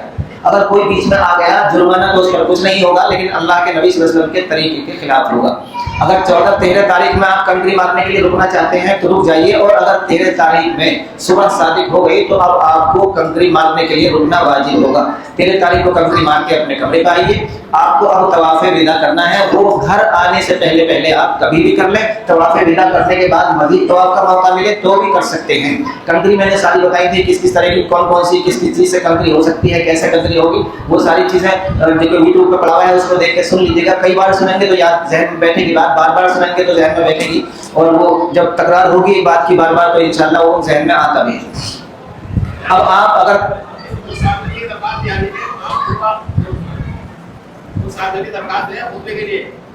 خطبہ سنا دیں تو پہلے بتاتے, اب تو ویسے چلیے تو جی جی انشاءاللہ سنائیں. کیا کریں 12 تاریخ تک, 12 تاریخ کے غروب تک طواف زیارت 3 دن ہوگا. 10 تاریخ 11 تاریخ اور 12 کے سورج چھپنے تک, رات اور دن سب کسی ٹائم بھی کر لیں. کسی نے نہیں کیا تو کرنا پھر بھی پڑے گا, لیکن جرمانے میں قربانی کرنی پڑے گی, توبہ بھی کرنی پڑے گی. اور کسی کے ساتھ پاس شرعی عذر ہے, کسی کا آپریشن ہو رہا ہے ہاسپٹل میں تو یہ شرعی عذر ہے تو وہ گنہگار نہیں ہے, نہ اس پر جرمانہ ہے. اور جو لیڈیز عورتوں کا عذر ہے نہ وہ گنہگار ہوگی نہ اس پہ کوئی جرمانہ ہوگا. سمجھ میں آ گیا سب؟ یہ کوئی بات تو نہیں ہے جو کسی نے پلے نہ پڑی ہو. یہ آپ یہ نہیں سمجھیں کہ ساری بات آ گئی, ایسا بھی نہ سمجھیں کہ سب کچھ ہو گیا. یہ ساری باتیں موٹی موٹی آئی ہیں, بلکہ آپ کا تو 1 ہفتے کا تھا, پہلے زیادہ ہوتا تھا, دیر سے شروع ہوا اس لیے 1 ہفتے میں موٹا موٹا کیا ہے. باقی ساری باتیں آپ کے انشاءاللہ واٹس ایپ پہ آ جائیں گی, اور واٹس ایپ کے ذریعے سے آپ کو سب روز کی تعلیم آتی رہیں گی, اور جہاں جانا ہے کیا کرنا ہے یہ سب آپ کو, اور آپ کے پوچھنے پر آپ کو بتاتے جائیں گے انشاءاللہ. اللہ تعالیٰ آپ کے حج کو آسان کرے اور آپ کے حج کو قبول کرے. یہ کمیٹی والے, یہاں کے ذمہ دار لوگ, مسجد والے, یہ آپ کے یہاں آنے سے بہت خوش ہوتے ہیں اور ہر سال دعوت کرتے ہیں. آج ان کی طرف سے دعوت ہے. کوئی عورتوں میں کچھ بات پوچھنے کے لیے کسی نے پرچے رکھے ہوں تو وہاں موجود ہیں, کھڑے ہیں, آپ کو دے دیجیے گا. سوالات کچھ آتے ہیں کوئی ہو تو ایسا کوئی عورتوں میں سے وہ معلوم کرنا چاہتا ہو معلوم کر لیں. کسی کے دماغ میں کوئی بات ہو معلوم کرنا چاہتا ہو. پہلے 10 دن پہلے قربانی کا میسج آ گیا, سمجھو 11 بجے کا آ گیا, 10 بجے کا آ گیا. ہاں تو آپ 9 بجے مان لیجیے, کر پہنچ جائیں گے 9 بجے. نماز کے سبق پانی آتا رہتا ہے, تو آپ کے ٹائم پر سبق پانی کی دقت رہتی ہے. اچھا تو آپ کے ٹائم پر اگر کسی کو یہ بیماری ہے تو اس کے لیے مسئلہ وہی ہے جو نماز پڑھنے کا ہے. جیسے نماز ہوتی ہے ایسے مسئلہ اس کا یہ ہے کہ اگر پیریڈ کا ٹائم ہے, پیریڈ کے ٹائم میں یہ شکایت ہو رہی ہے تو اس کو پیریڈ کا حصہ مانا جائے گا. اور سر دھو لیا, نماز پڑھ لی, تو اب یہ بیماری ہے, پورے مہینے یہ پریشانی رہتی ہے, تو اس کو نماز کے لیے طہارت پاکی حاصل کرنی ہوگی, اور اس کا وضو چلے گا دوسری نماز کے ٹائم تک. ظہر کے ٹائم کسی نے وضو کیا, اب وہ اس سے اثر تک کچھ بھی کوئی بھی عبادت کر لے, اثر کا ٹائم ہوگا اس کی, وہ وضو ٹوٹ جائے گی, پھر دوبارہ سے پاکی حاصل کرنی ہے.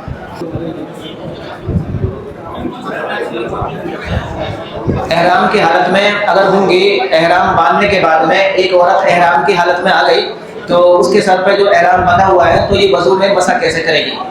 یہ جو اس کے سر پہ کپڑا بنا ہوا ہے یہ احرام نہیں ہے. احرام تو اس کی نیت ہے, کپڑا ہٹا کے تب مسح کرے گی. اگر کسی کی ڈیٹ ہے یہاں سے جانے کی 25 تاریخ اور یہی تاریخ ہے اس کی نماز چھوٹنے کی, تو اس کا اس سے کوئی لینا دینا نہیں ہے. جدہ جائیں گے, مکہ جا رہے ہیں تو وہ احرام میں جائیں گے, مدینہ جا رہے ہیں تو ایسے ہی ہوں گے. فاتحہ درود شریف تسبیحات یہ سب وہ پڑھیں گی, مسجد اندر نہیں جائیں گی, باہر سے کھڑے ہو کے سلام پڑھیں گی, پاک ہونے کے بعد مسجد میں جائیں گی. اب مسئلہ یہ ہے کہ جو مسجد میں 8 دن نہیں جائے گی اس کو 40 نمازیں نہیں ملی, تو اس کو 40 نمازیں مل گئیں کیونکہ نماز تو اس کو معاف تھی, نماز ہو رہی تھی, یہ پڑھ نہیں رہی تھی, اس پہ اللہ کی طرف سے معاف تھی نماز, تو اس کے دل میں نہ تو یہ کسک رہنی چاہیے نہ کوئی پریشانی ہونی چاہیے. اگر کسی کو سیلان الرحم کہتے ہیں لیکوریا, اگر کسی کو لیکوریا کی بیماری ہے اور اس بیماری کی وجہ سے اس کو اتنا ٹائم نہیں ملتا کہ وہ پوری نماز بھی پڑھ سکے, تو اب اس کے لیے طواف کا مسئلہ کیا ہوگا اور نماز کا کیا مسئلہ ہوگا؟ کسی کو ایسا عذر ہے, چاہے وہ لیکوریا کی پریشانی ہو یا اس کو غیر ٹائم پہ پیریڈ ہو رہے ہوں جسے بیماری کہتے ہیں استحاضہ, مہینے سے الگ, یا کسی کی نقصیر چھوٹ رہی ہو, یا کسی کے چوٹ میں سے خون نکل رہا ہو, تو اس کا مسئلہ یہ ہے کہ وہ جیسے ظہر میں اس نے وضو کیا، اب ظہر میں وضو کرنا صفائی کے ساتھ میں، صفائی کرے، پاکی حاصل کرے اور وضو کرے، اس کا جو ظہر کا وضو ہے یہ عصر کے وقت تک چلے گا۔ اس بیچ میں وہ جتنے چاہے طواف کرے، جتنے چاہے نماز پڑھے، جتنے چاہے قرآن پڑھے۔ اگر وضو توڑنے کی کوئی اور بات نہ ہوئی تو اس وجہ سے وضو نہیں ٹوٹے گا۔ پھر عصر کی نماز کا ٹائم، جیسے اذان کا ٹائم ہوا نماز کا، ایسے ہی اس کا وضو ٹوٹ جائے گا۔ اب یہ پھر وضو کرے گی، وضو کرنے کے بعد میں یہ وضو اس کا مغرب تک چلے گا۔ کسی اور وجہ سے وضو ٹوٹا تو ٹوٹے گا، اس وجہ سے نہیں ٹوٹے گا۔ اب اس بیچ میں وہ جتنے چاہے طواف کرے، جتنی چاہے نماز پڑھے، پھر جیسے ہی سورج چھپا وضو ٹوٹ گیا۔ اب پھر وضو کرے گی تو عشاء تک کا چلے گا، لیکن ہر بار صفائی کے ساتھ اس کو وضو کرنا ہے، یعنی پہلے پاکی حاصل کرے پھر وضو کرے، پاکی مطلب استنجا کرے۔ یہی حکم ہے نقصیر والے کا۔ کسی کو نقصیر چھوٹی ہوئی ہے، چھوٹتی رہتی ہے، روئی ہٹاتا ہے، پھر پانی ناک میں سے خون آ جاتا ہے، تو اس کا وہی مسئلہ ہے کہ اس کا وضو ایسے چلے گا۔ کسی کے زخم سے خون نکل رہا ہے اور ایسے ہی کسی کو پائلس کا خون، بواسیر کا خون نکلتا ہے، تو اس کے سب کے مسئلہ یہی ایک ہے کہ ان کا وضو ایک ٹائم تک چلے گا، ٹائم نماز کا بدلے گا، وضو ٹوٹ جائے گا۔ ٹھیک ہے؟ مولانا اسلام الدین صاحب محترم صاحب دعا کرائیں گے۔ بھائی آپ لوگ خاص طور سے دعا کریے گا سب کے لیے۔ مولانا کی طبیعت خراب ہے، ان کی صحت کے لیے بھی دعا کریں۔ ہر کوئی دعا کا محتاج ہے، آپ کو اللہ نے ایک پاور دی ہوگی، اس کو استعمال کریے گا۔ اور جب کعبے پہ پہلی نظر پڑے، جب اللہ کے رسول صلی اللہ علیہ وسلم کے سامنے آپ حاضر ہوں، دعا قبول ہونے کی خاص جگہیں ہیں، تو سب کو ہمیں دعاؤں میں یاد رکھنا۔ یہ صرف آپ کی دعا کے لیے ہے اور اس کا کوئی مقصد نہیں ہے۔ آپ حج کا طریقہ سیکھیں اور یہاں سکھانے کا انتظام ہے، سب محلے والے سب بہت تعاون کرتے ہیں۔ یہ کمیٹی انتظامیہ جو بھی کمیٹی آتی ہے، ہر ایک آپ پہلے سے زیادہ اس میں دلچسپی لیتا ہے اور سارے شریک ہوتے ہیں۔ اللہ تعالیٰ ان سب کو چین، سکون، اطمینان نصیب فرمائے اور ان سے یہی خدمت لیتا ہے۔ آئیے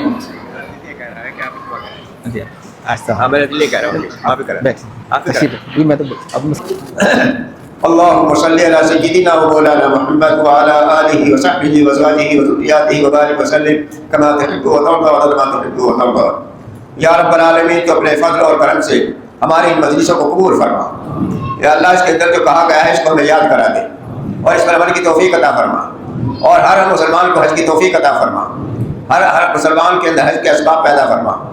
اللہ، تو اپنے فضل اور کرم سے اللہ ہر قسم کی شرارت اور کوتاہیوں سے ہماری حفاظت فرما۔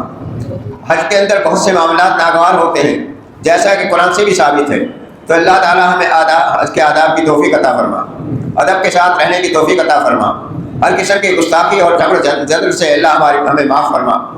اپنے کرم سے اللہ ہماری دنیا بھی اچھی بنا دے، آخرت بھی اچھی بنا دے۔ یا اللہ، جس نے بھی ہمیں دعاؤں کے لیے کہا ہے تو خوب جانتا ہے، سب کی دلوں کی باتوں کو تو جاننے والا ہے، ان سب کی جائز تمنا مرادیں پوری فرما۔ اللہ ہماری دنیا بھی اچھی بنا دے اور آخرت بھی اچھی بنا دے، ہم سب کا خاتمہ ایمان پر فرما دے، اور اللہ ہم سبوں کو اللہ اپنے حرمین شریفین کی اللہ زیارت کی توفیق عطا فرما، اور اللہ اس کو قبولیت بھی عطا فرما۔ اللہ، تو اپنے فضل سے جو ہمیں بیمار کو شفا عطا فرما۔ اللہ، جو بھی مسلمان بیمار ان کو شفا عطا فرما، جو ضرورت مند ہیں ان کی ضرورتوں کو پورا فرما۔ یا اللہ، جو پریشانیوں کو دور فرما دے، جو بے روزگار ان کو روزگار عطا فرما۔ یا اللہ، ان حاجیوں کی برکت سے اللہ، تو اپنے فضل سے جو مسلمان بے روزگار ان کو روزگار عطا فرما۔ اپنے کرم سے اللہ، جو بیماروں کو شفا عطا فرما، اور جس نے بھی ہمیں دعاؤں کے رکھا ان کی جائز تمنا مرادیں پوری فرما۔ ہماری دنیا بھی اچھی بنا دے، آخرت بھی اچھی بنا دے۔ اللہ، ہماری دعاؤں کو محض اپنے فضل و کرم سے قبول فرما۔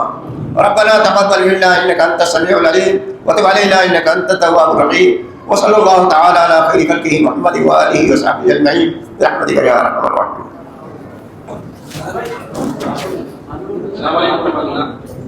سب سے پہلے تو میں آپ سب کا شکریہ ادا کرنا چاہوں گا تمام حاضرین کا، اور خاص طور سے ان ہمارے مہمانوں کا جو اس مرتبہ حج کے مقدس سفر پر یہاں سے روانہ ہونے والے ہیں۔ جس طرح یہاں آپ کی تعلیم چلی، وہاں پہنچنے کے بعد بھی انشاءاللہ آپ کے ساتھ رہیں گے، قدم قدم آپ کے ساتھ رہیں گے۔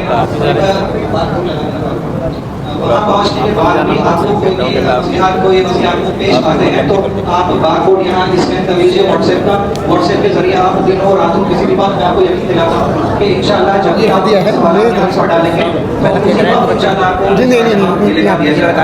اور یہاں میں آپ سے درخواست کرنا چاہوں گا کہ جو یہاں خاص طور سے ہمارے علماء کرام جو اس تعلیم کا حصہ رہے اور جو آپ نے پیش پہلے یہاں موجود رہتے تھے، تو آپ کی درخواست کرتا ہوں